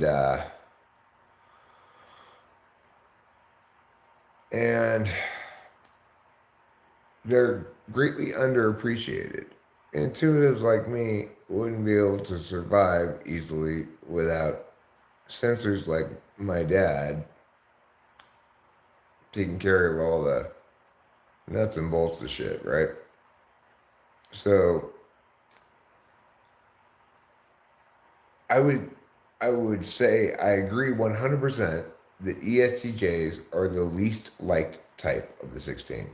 You hear people talk shit about them more than any other type. But I would also say they are the most underappreciated type of the 16.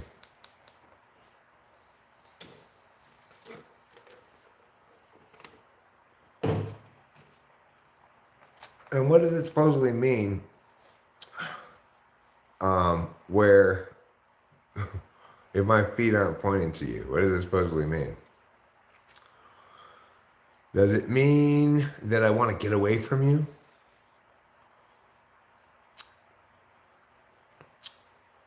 I'm not sure you should put quite so much faith in body language stuff, but there's probably something to some body language stuff.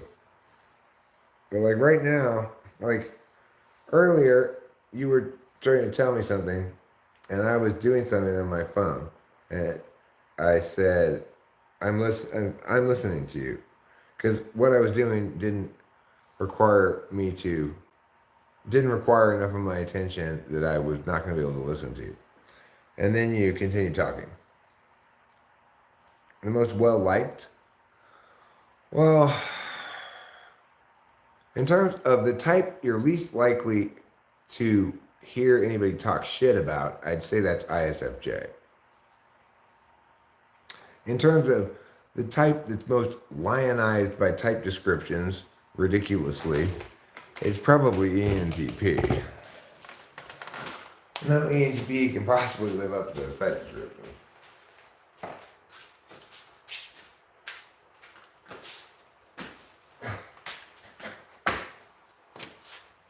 Like that. Did I do it right?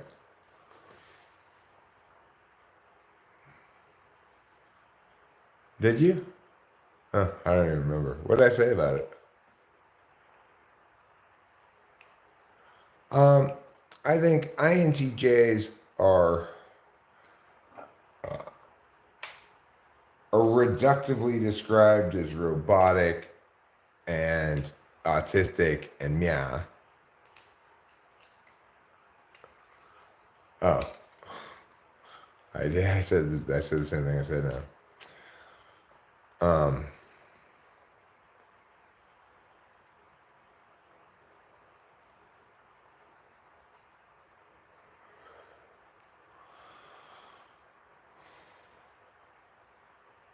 I don't know. I don't think INTJs are the least liked. I think actual INTJs in the world interacting with actual other people are reasonably well liked. Whereas I think ESTJs are not commonly well liked. People find them sometimes insufferable, sometimes something less bad than that.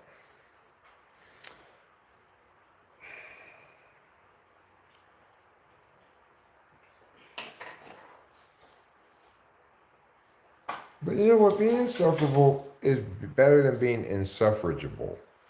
If you're insuffrageable, women will never get to vote. Yeah. Someday, ladies, someday you too will get to vote. What do you mean they already passed women's suffrage? When did that happen? I see ENFPs appreciate ESTJs the most. Well, that makes some good sense. I believe they are activity partners. Mm-hmm. But one would imagine that maybe INFPs are another possible option there. Si, senor. Type that thinks nobody likes them, but it's often liked by people who know them.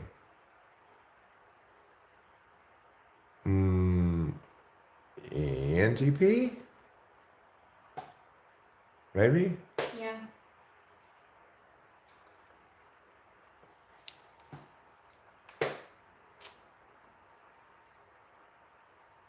I mean, when you're an unusual type, it's necessarily the case that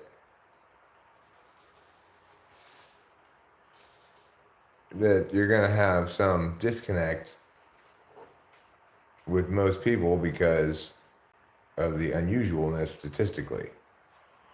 And that disconnect with most people, if you're FI polar FE third instead of say FE second FI sixth, is going to lead you to internalize every negative thing you ever hear about yourself and dismiss every positive thing.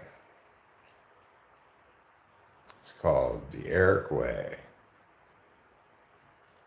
I like it. Thanks, darling. Mm-hmm.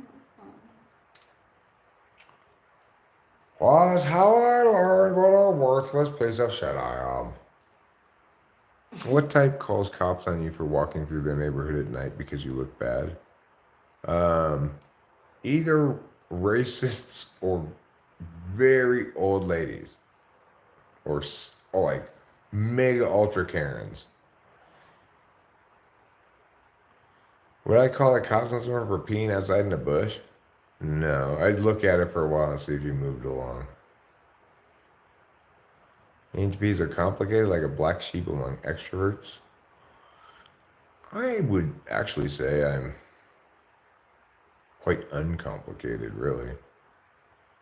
A lot of people would call me childlike, which I think goes along with uncomplicated. ENTP would be the sun card. Yeah, the sun card and tarot. Naked baby on a horse. Kind of persisting in obliviousness about all manner of S things well beyond when you think they would. And even at age 52, still having a very touch and go relationship with both S's. Don't I understand that? Oh, God. Yes, you do. You do understand that.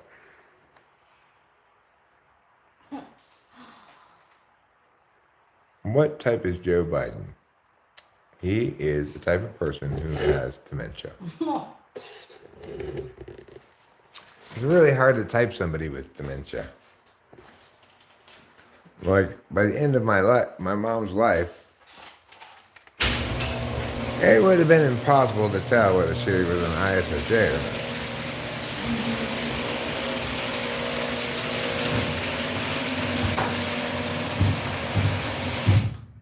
For example, she would be unable to answer any of my questions.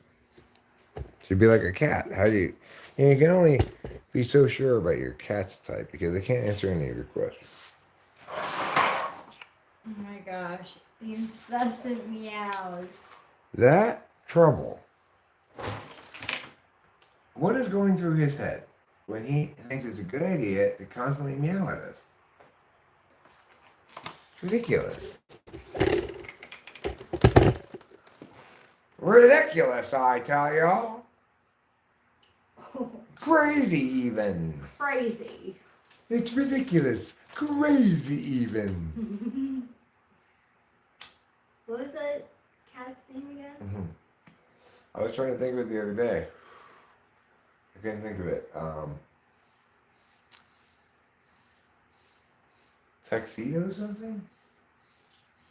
What is that pink cat's name that says, I gotta get out of here. Run away. Leave even. Hi, Rose the Clown. Does anybody know what his name is?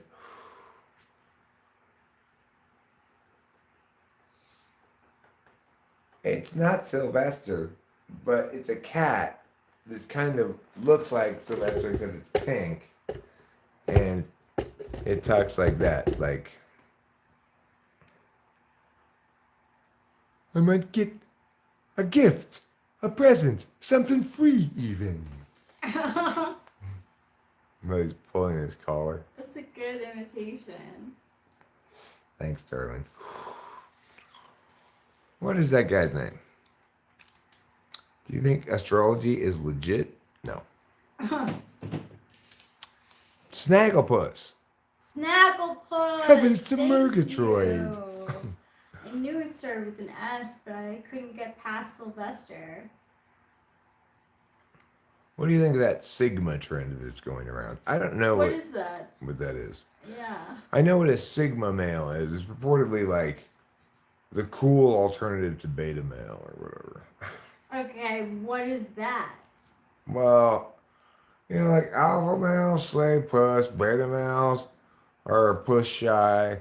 Sigma males are too cool for school. They're like that Jack Nicholson impersonator in Heathers.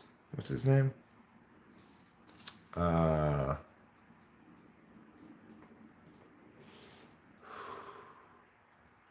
Christian Slater. Oh. Sigma guys like Christian Slater and Heathers. He's the cool loner. Yeah.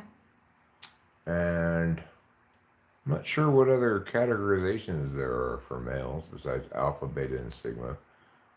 Is there like delta male? Yeah, that's what I'm wondering too.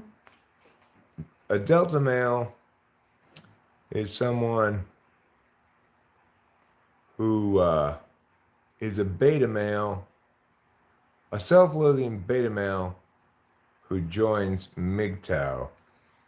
Hassan Lone, that is a very interesting observation. Dude, you said astrology is false and half the people left. Well, last time I looked at the top, it said 7. That was a 6. I mean, nobody comes here for astrology. we never talk astrology. Winston's mom may talk astrology, but I never do. Rachel doesn't.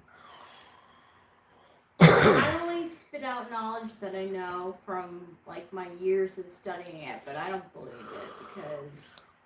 Well, I mean, the thing is, you don't bring it up. No, if someone has a question and they directly ask me, I can answer for them. What? To the best of my knowledge. What is omega? Can somebody explain omega? If you have to brag that you're an alpha or whatever, that's by its very nature a weak projection. Well, yeah, well, presumably alpha males wouldn't. Well, sometimes they do refer to themselves as alpha males. Like, we were watching Castaways, but not just for males either. It's like, Bulent said, I'm an alpha. That lady's an alpha. He's a beta. It was just abject contempt. So it does happen. And there's no doubt that Bulent is as alpha male as you get. Yeah. Nobody would accuse him of projecting insecurity with that statement. No.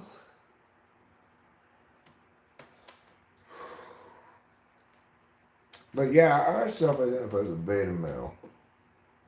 I'm into long-term relationships. I'm scared of like not measuring up to other men. Like Johnny says in that song, you know, like, because I'm not like other guys. Because, oh my God, it fucking hurts. Because I'm not like other guys. I'm worse. Which is a great beta male line, you know. It is a good beta male line. I didn't interpret it like that. She's better than me. Yeah, well, that's what Johnny lyrics. There's a story of a beta male who's owning it, right? Mm-hmm.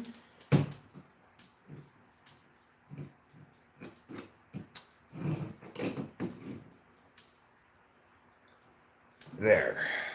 Now I put that around that.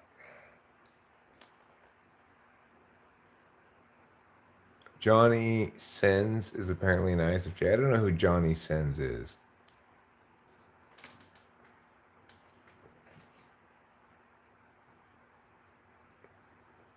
What are omegas, though? I just said you talked about it. I didn't say you believe it or not.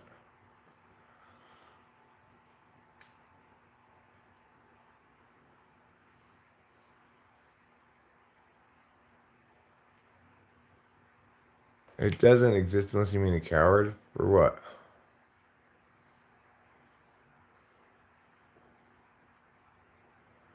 Who is coward? Why beta? Well, because I'm meaning focused. So what that means is that sort of the dating mating processes of human beings require somebody to be driven by their physical urges, be able to concretize shit, not care about the meanings, care about the outcomes, you know?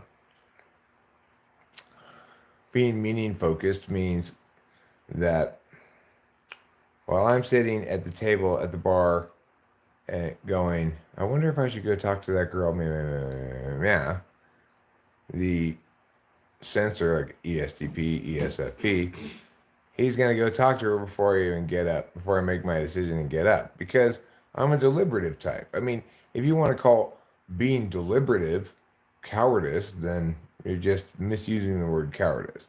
I like to think about things a lot before I make a decision.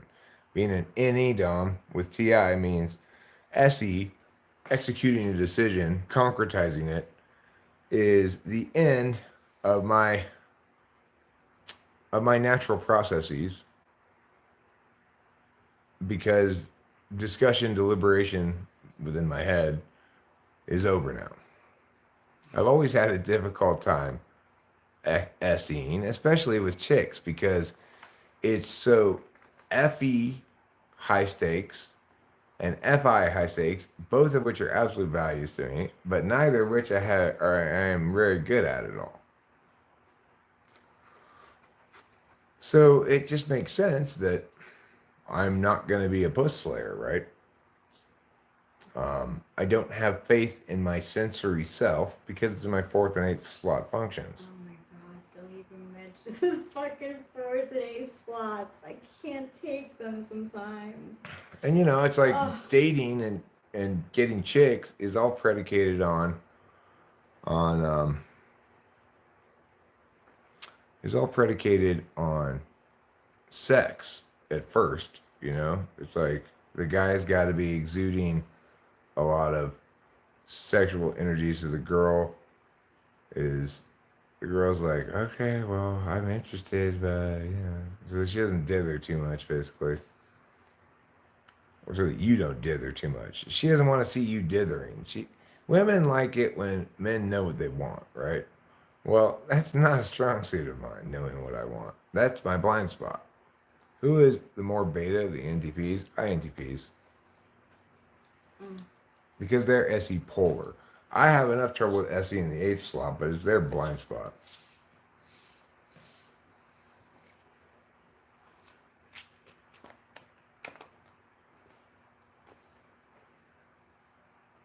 Oh no, watch out. We've run out of cigarettes. This is the part of the musical where we do a song and dance number about going to the car to get more cigarettes. Except then realizing once we get to the car that they're actually inside on the mantle because I brought them inside. Mm-hmm. Yeah, so that's where this musical number is headed. I'll admit it's one of the filler songs in the musical. It's not a showstopper. as they say on the Birds in the Filler. Building. Yeah. Well, we're gonna have to wrap this up pretty soon because why? I am running out of electricity in my phone. Oh, most common reason. Do I ever get nicotine sick? No. Sometimes I get sick of nicotine if I smoke too much. Sometimes my voice will get kind of shot. But I have sort of natural breaks regarding that. If I start feeling like I've had too much nicotine, too much, and like too many cigarettes in a row, I'll start feeling gacky, you know. I won't smoke for a while. You know, like a couple hours or whatever.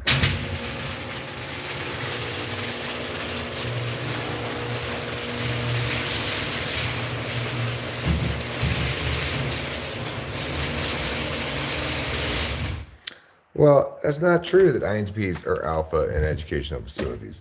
They're potentially alpha in debate. INTJs, INTPs are alpha in debate. And if you go to debate camp, then the world is flipped upside down. And INTJs and INTPs slay the most puss because they're the best debaters, and that's the only thing that matters at debate camp. And yes, there are girl debaters. More now than there ever were before, but probably still a minority. So only the best debaters are going to get laid at debate camp. I never went to debate camp myself, but I heard from my former assistant coach that American Pie was actually based on debate camp, not band camp. Oh, wow. I know you told me that before, but still I find it interesting. Yeah. What would you look like if you shaved your head with shaving cream and your eyebrows too? I would look bald. I'd look like Yul Brynner in The King and I. I don't know who Yul Brynner is, but that name makes me laugh. Yeah, well, when I was a kid, he was still starring in The King and I guess probably an LA production of it. Oh, I know who that is. Yeah. I guess a LA production of it, because I remember commercials that would say. Oh, LA production of it. Because at some point in my childhood, I remember there being commercials saying, The King and I with Yul Brynner. So I'm assuming it must have been a production of it in LA for at least some stretch of time. Yeah. Unless they were advertising, like, for some reason, a play in New York and Los Angeles. Might have been on a national broadcast, I guess. Seems unlikely, though. Mm-hmm. Outcome oriented, right? INTJs are beta colloquially then. I mean, look. Probably. FE Polar isn't gonna be, reeling in girl after girl. But ISTJs can probably be reasonably successful, maybe a little bit more than INTJs at, I guess, dating rather than being in a relationship because they're more sensory. I would be attracted to Eric if he did that, actually. That stuff, like, I don't know, like, I'm not very, like, I need to have some, like, I'm not very, I don't know, like, you're handsome, obviously, but if you did that to yourself, like, I would still be attracted to you. Well, because we're attracted to each other as a human being, not as just a physical object. Yeah. Although I do like to think of you as a physical object. It's okay for you to objectify me as much as you want. Thanks.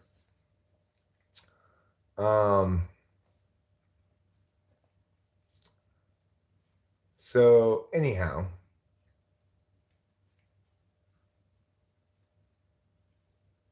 Rachel, would you say you're a TI heavy INFJ? No, I would not. My TI is wishy-washy at best.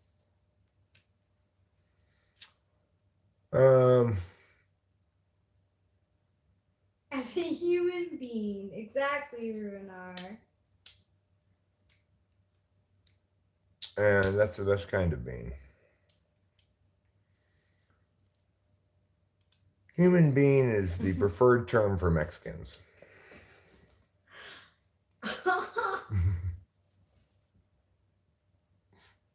They've decided to switch away from either Latino, Mexican, Latinx, whatever other silly things, and just go with human being.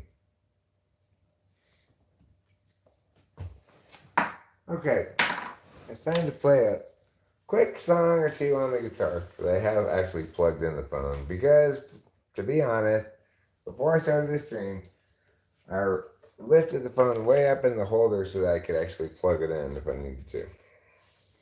I'm good thinking. Yeah. I'm gonna pass on the singing if that's okay. Oh, of course, Charlie. That's just fine.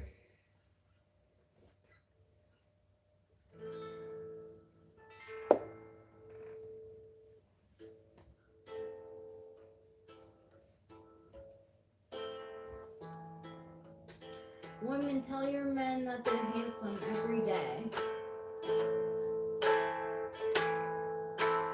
And men tell your women they're beautiful every day. Yeah. Tell your mate that you love them. Tell your mate that you care. Tell your mate that you still think they're great, even if they shaved off all their hair. Tell your mate that they're special. Tell your mate that they're good. Tell your mate that you wouldn't be late even if they were made out of wood. And then you will have a happy, happy time. Everyone will smile and shine like a star up in the sky. So anyway, you should tell your mate those things. That's a good song. Well, the first part of it was. Yeah, I could plug it in. I could plug it in, then you'd hear the sound of an electrified guitar. But really, if I'm going to plug something in, I'd rather play the bass plug. I'd rather play the bass in general.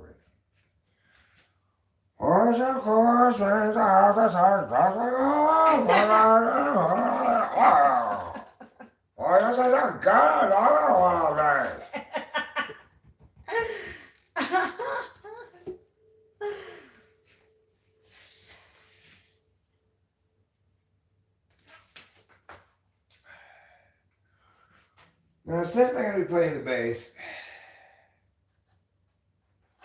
it only makes sense to have a few drums going as well. So,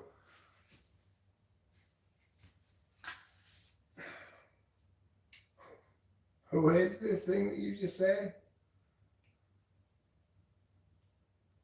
I don't know who this pedo guy is you're talking about.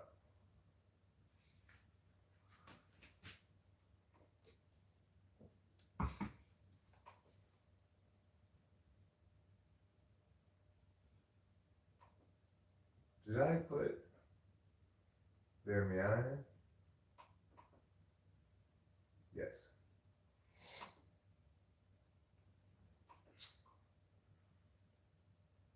Yeah.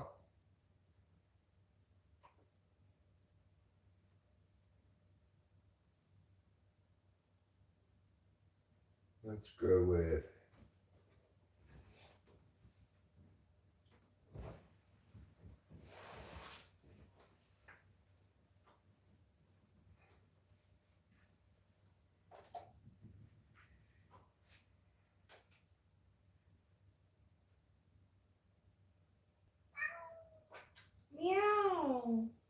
Meow. Meow. Why do you cry? Do you cry for more?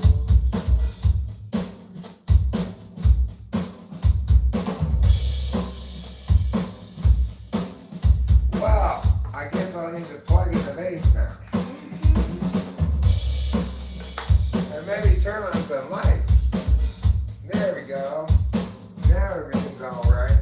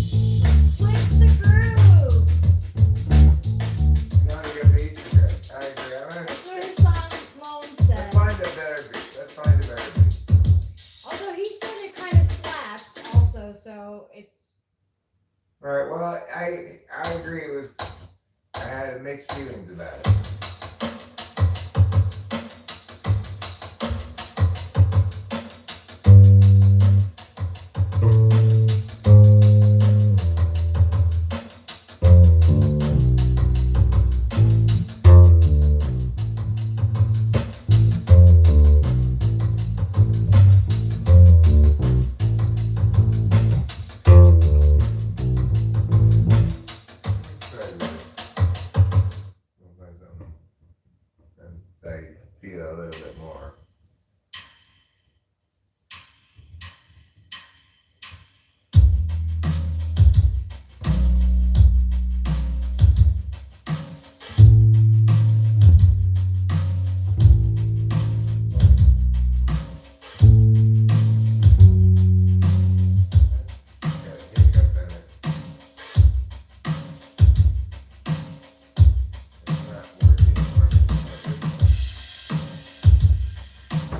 Try this one.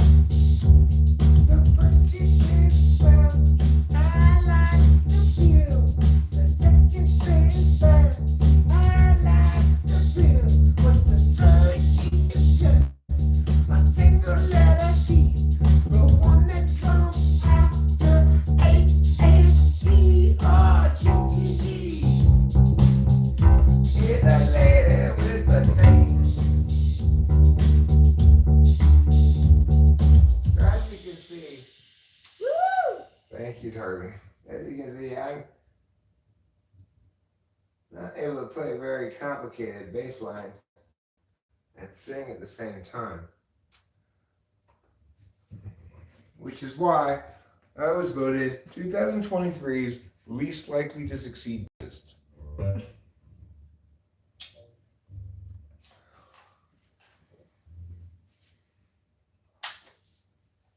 That's enough musical nonsense for now.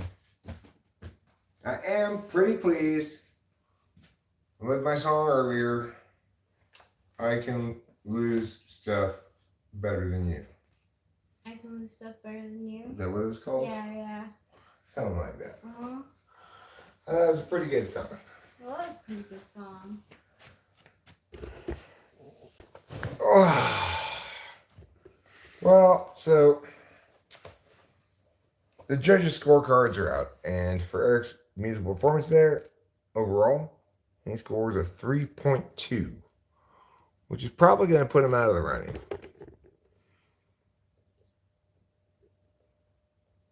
Well, I mean, obviously, particularist things can be more determinate than typological things for certain kinds of things. So, like the INTJ I saw on Alone was very good at bushcraft, doing outdoors things. It's not typically a thing you'd expect INTJs to be particularly good or interested in. But this INTJ had been raised by a father in the bush of Alaska.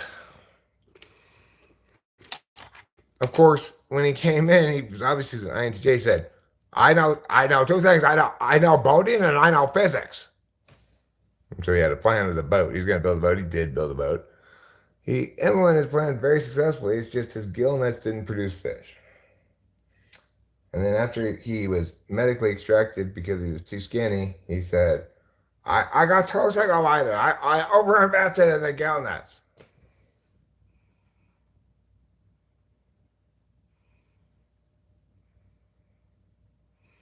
Thank you, Winston's mom. I can lose stuff better than you. Yes. That's my claim. You might dispute it, but I'm going to stick with my claim because I'm not sure anybody can lose things as quite as well as I can.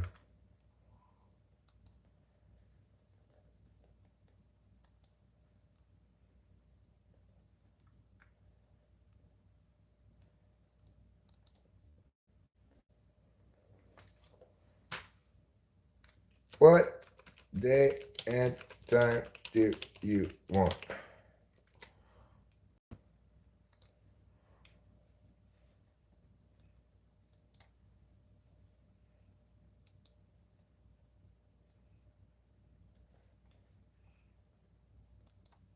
Okay. I've got a 10 a.m. typing session tomorrow. I just worked on scheduling another typing session right now because I guess somebody else slipped through the cracks or whatever. Or there's also somebody that I received their payment, emailed them or a thing saying what day and time do you want, and then didn't hear back from them. One of these people might be that person. I don't know.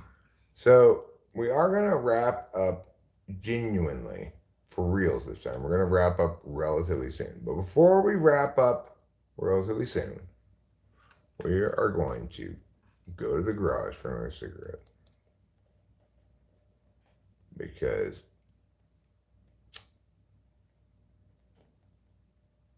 Astapasta, I started the stream by conceding something. When I wrote that title, I was lying. I never intended this live stream to ever be just 2 minutes long. So, I'm sorry for lying to you. One might consider you slightly gullible if you thought there actually was going to be a 2-minute live stream, but nevertheless, technically I lied to you. Right. Of course, one might ask, how could there possibly be a 2-minute long live stream? I've had it happen before when I've had technical difficulties that make it not work. I have to leave right at 2 minutes, but I've never purposely had a 2-minute long live stream. If you want to make a 2-minute long thing, you upload a video. Like my very excellent and fantastic video on Martin versus Boise which is just 2 minutes and 6 seconds, I think, long, and excellent, if I do say so myself, nutshelling of a topic I've discussed before. The reason I happen to know about the name of the case in which the Supreme Court made this ruling is because the paper here in Mariposa was talking about the topic, and the only place I've ever heard reference the Supreme Court ruling was in the Mariposa paper today.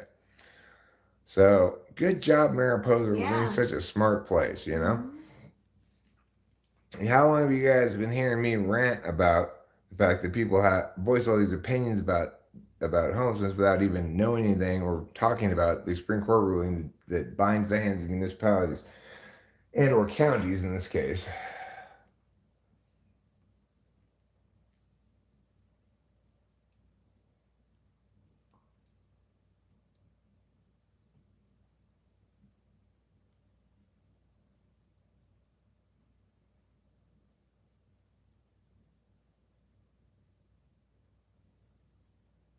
It felt 20 seconds, so enjoyable.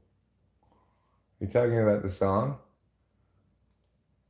Well, if it felt 20 seconds, then without even trying, I lost my wallet, my keys and glasses, and I ain't lying. Yeah, I can lose more things than you without even trying. I lost my wallet, my keys and glasses, and I ain't lying. Well, if it felt like it was 20 seconds long, then it felt longer than it was because it's actually under 15 seconds. I try to keep all my shorts under 15 seconds. Occasionally I'll do a long one. Okay, so retiring to, oh, right, that's why I wasn't quite ready to retire to the garage for a cigarette. I wanted to pull a bowl first.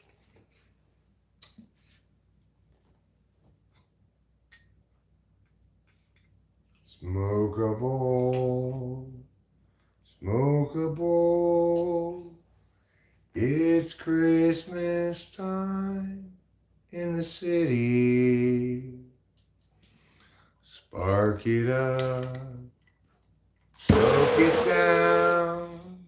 For your lungs it will be Christmas Day.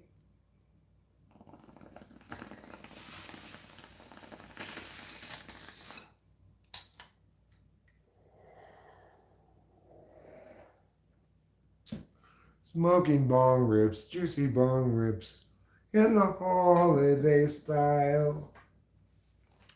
In the air there's the smelling of ganja.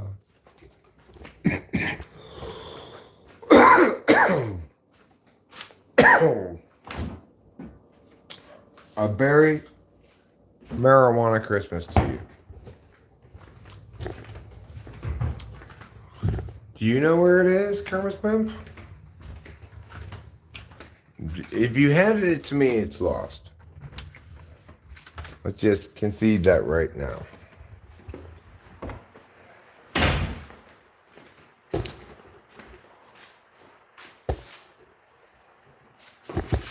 Some people say I have the skills to be a professional loser. Which is, you know, a lot of people trying to fill a few spots in that field. Oh, well, don't hand it to me and I won't lose it. As long as somebody else is responsible for holding on to the moon, I'm sure it'll be fine.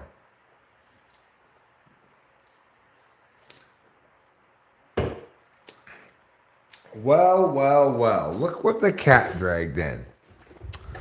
I didn't bring any cigarettes with me, even though I finished my pack the last time I was here and indicated that they were on the mantle so that I was going to retrieve a pack. I never did.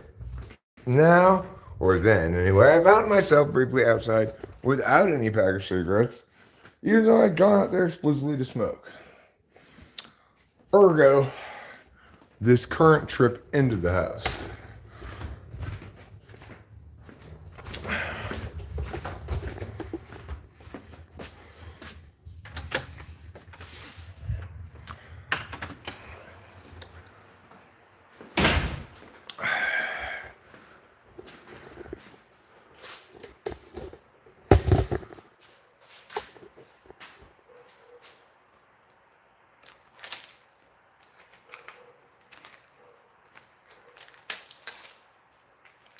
You could say I like my plagues bubonic, my cowboys laconic, my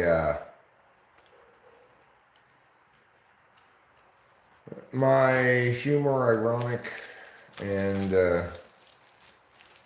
my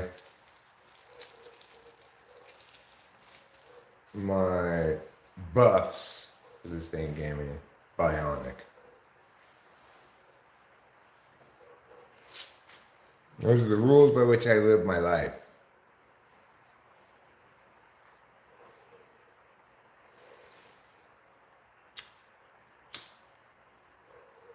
Who's more laconic than a cowboy? Oh, right, you keep your love platonic. I actually just keep my forms platonic. I keep my... It depends on the individual as to how my love is. So, my love for my daughter is paternal. My love for my wife is romantic or sexual love. My love for you is platonic. But my advocacy in favor of forms being platonic, well, that's unwavering, unqualified, unadulterated. Vote aye. Really, Eric? Do you really believe in platonic forms that much? No, I think it's kind of a cute proto-understanding. Eric, did you just relegate Plato to a cute proto-understanding? Yeah, I did. Deal with it.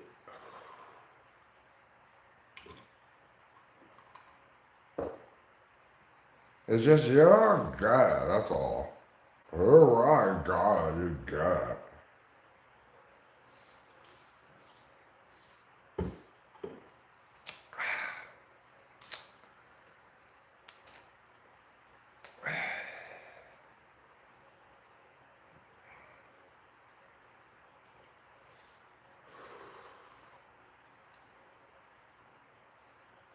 Iconic, yeah. Well, I like my pop stars iconic.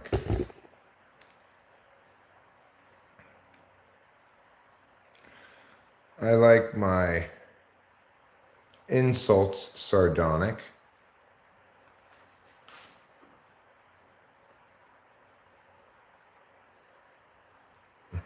Well, I mean, all he's trying to do is to distinguish between a term that refers to a set level concept.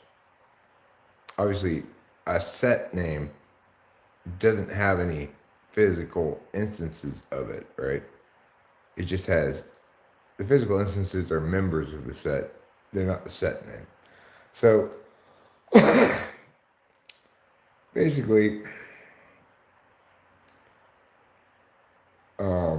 Plato, because he was NI heavy probably, understood there as being independent of people, existent, a thing that set name referred to. He was wrong about that. That's why I call it acute proto-understanding.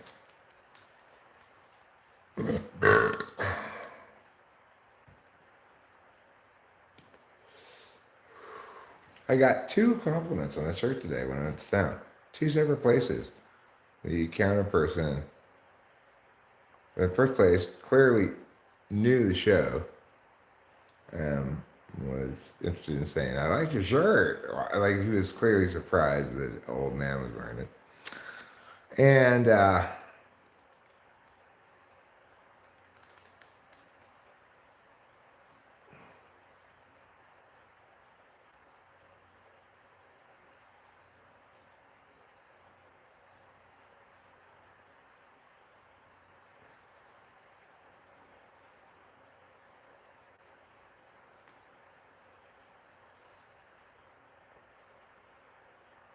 the form of the good is the cause of all that is correct and beautiful in anything. No, I mean, correctness emerges from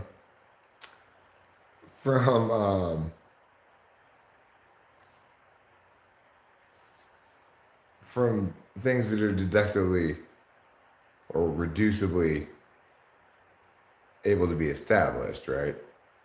So the reason something's correct is because it validates under its validation metric. People can still disagree about whether it's correct because not everybody understands what its validation metric is or even what validating things means, right? There's this misconception that the truth is a concrete external, that the good is a concrete external, but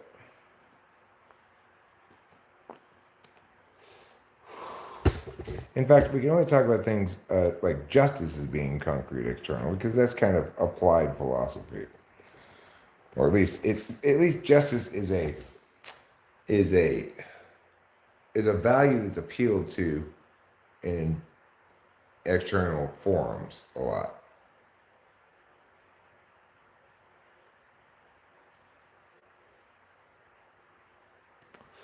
I mean, if you want to add a lot of your own interpretation into what Plato's saying and do a lot of his work for him, you could make the case that he's implying a bunch of stuff that's not explicitly said. But you're doing that work, Karma Spent, not Plato. You're attributing to Plato work that you're doing.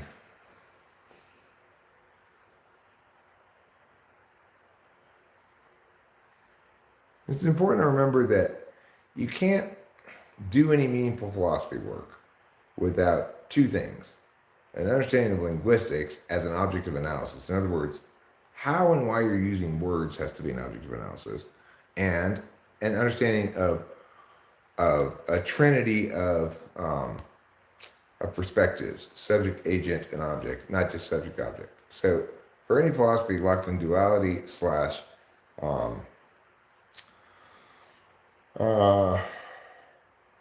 sort of a pre-linguistics frame, then it's proto, right? It's not, it can only accomplish so much. That's not their fault.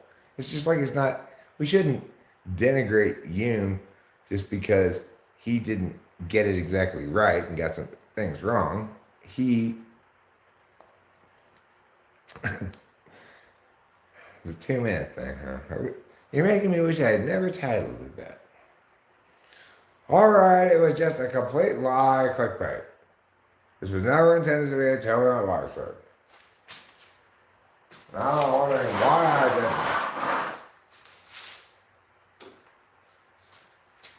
didn't. And the answer is, I don't know.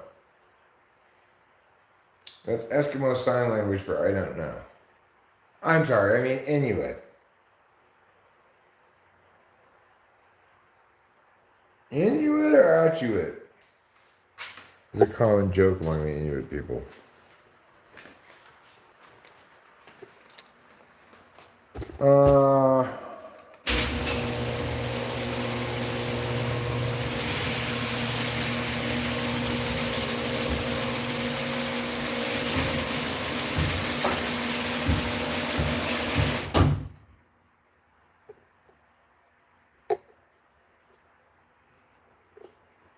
Kierkegaard was almost right when he said faith is a kind of relationship. He was right in that it's not to be judged, it's not to be justified, right? But he was wrong, and he knew he was wrong. That's why he said it's kind of like a relationship, or it's like a relationship. What it actually is a behavior. There is no faith except through the execution of it via presumably prayer. And when we understand it as a behavior, all the pieces fall into place. When we try to understand it as a relationship, we have to beg the question and presume that there actually is a God to have a relationship with. So things like that. It's not because I'm a better philosopher than Plato and Kierkegaard. It's because I came after them. Oh, I don't need to walk over there to do this. I have a secret weapon.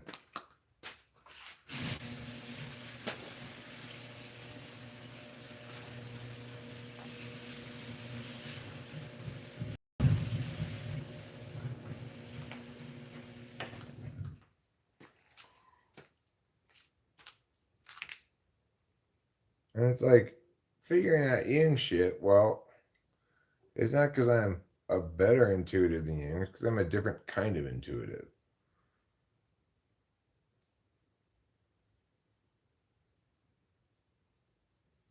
And obviously, my brute force kind of approach to figuring things out is inefficient because it took me many years to figure it out.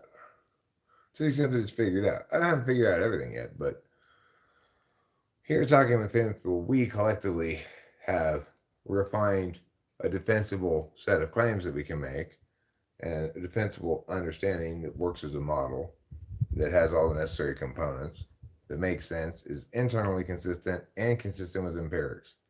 We have a massive pile of empirics to reference, but I haven't put together any presentation of all that data because I'm not going to do that. Because I'm not a scientist. I'm an otaku. I only have a little bit of time for science. 0 minutes is how much time I have for science. Unfortunately, I have to have time for typing, people. I feel like unprofessional now. I'm really checking my emails. It makes me want to go.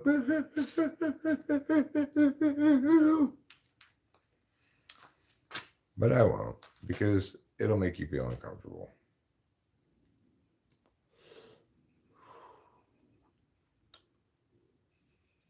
So I am a spider. So what? It's not a good reason to judge me.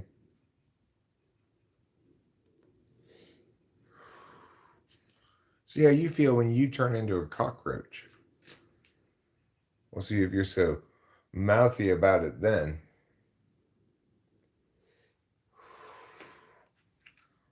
All right, let's put the glasses on again.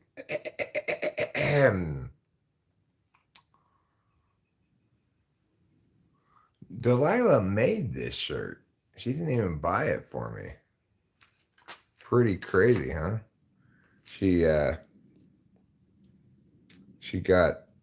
a Cricut, which you may be familiar with, which allows you to make this on the shirt. Well, she said it was a huge pain in the ass cutting out all these little things. I believe it. That's why I would never do something like this, make a shirt like this. I would rather outsource that job.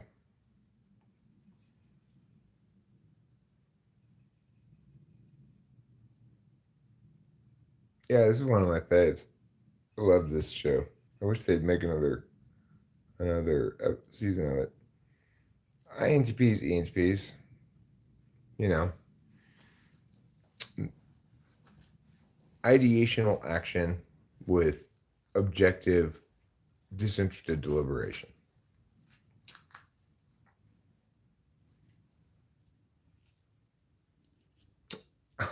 No, I mean, the way she talked about making it, it sounded like she was never going to try to make one of these things again. It's a lot of work.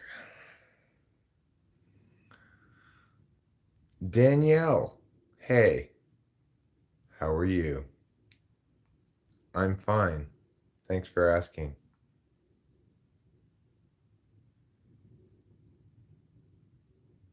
Would you like a beverage? I'm about to go find mine. And not inconsistent with my claim that I can lose things better than you, I have, once again, lost something. Lost this time my beverage. But what have I not lost since my life-changing decision to add a glasses fob to my glasses? I have not lost my glasses. when I had them on a string, like one of those things that they let them go down around your neck, and then you put them back on and let them go around your neck, right? I just took that thing off all the time. So what is my solution? Well, let me show you. Let's show you from a little bit farther away because, well, I have to lower this. Lower this. Now, let's just take a gander right here at this thing. I've got this thing attached to my belt loop. So, that means I can't set them down anywhere. I have to either put them in my pocket, as per meow, or put them like this, as per meow. Excellent solution. I can, if need be, put them here, but the string is barely long enough. It is long enough. Actually, it is. I just have to make sure that the string comes from behind here and it's not wrapped up at all. Which is kind of crazy because I didn't exactly measure this thing at all, right? But look, you can go all the way up to be staying here, no problem. But also look, when they fall, they don't quite touch the ground. They're like 1 inch from the ground. I did not measure this string. I just got lucky. I hadn't even considered things like, well, if it falls off of you, will it touch the ground? Never crossed my mind, right? While I'm making this thing. I just knew that the string had to be long enough to reach from my belt loop to my eyes. So I gave it some extra string to make sure I didn't undercut it. It turned out to be perfect.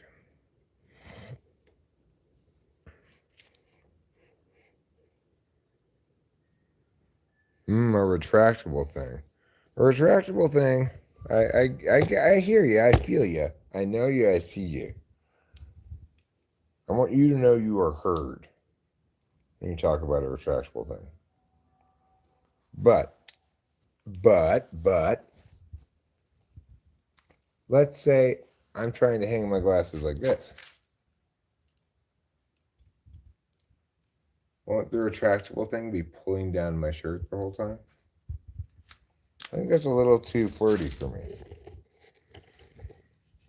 I mean, you may feel comfortable flirting like that, Lou, but I'm a little bit more modest than you. That's why I'm wearing my modesty pants.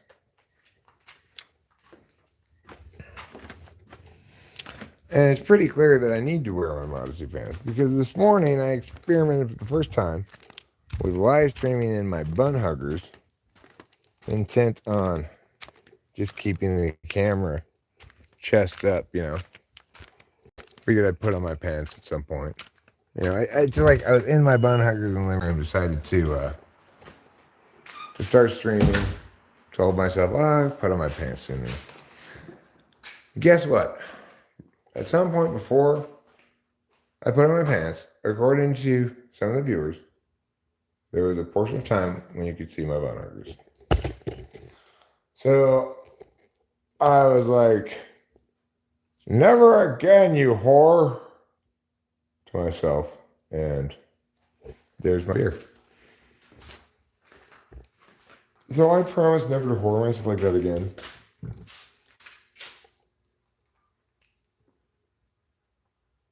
I apologize to those of you who had to see me in my bun huggers, however briefly it may have been, or any portion of my bun huggers, actually. I'll make an exception for the elastic waistband. Those sometimes creep above the pants. It's kind of inevitable that people will occasionally see the waistband of your hugs, I don't know how much of my hugs they saw, what part of my hugs they saw, but if that viewer is to be believed, my hugs were seen. So from now on, modesty pants, then stream.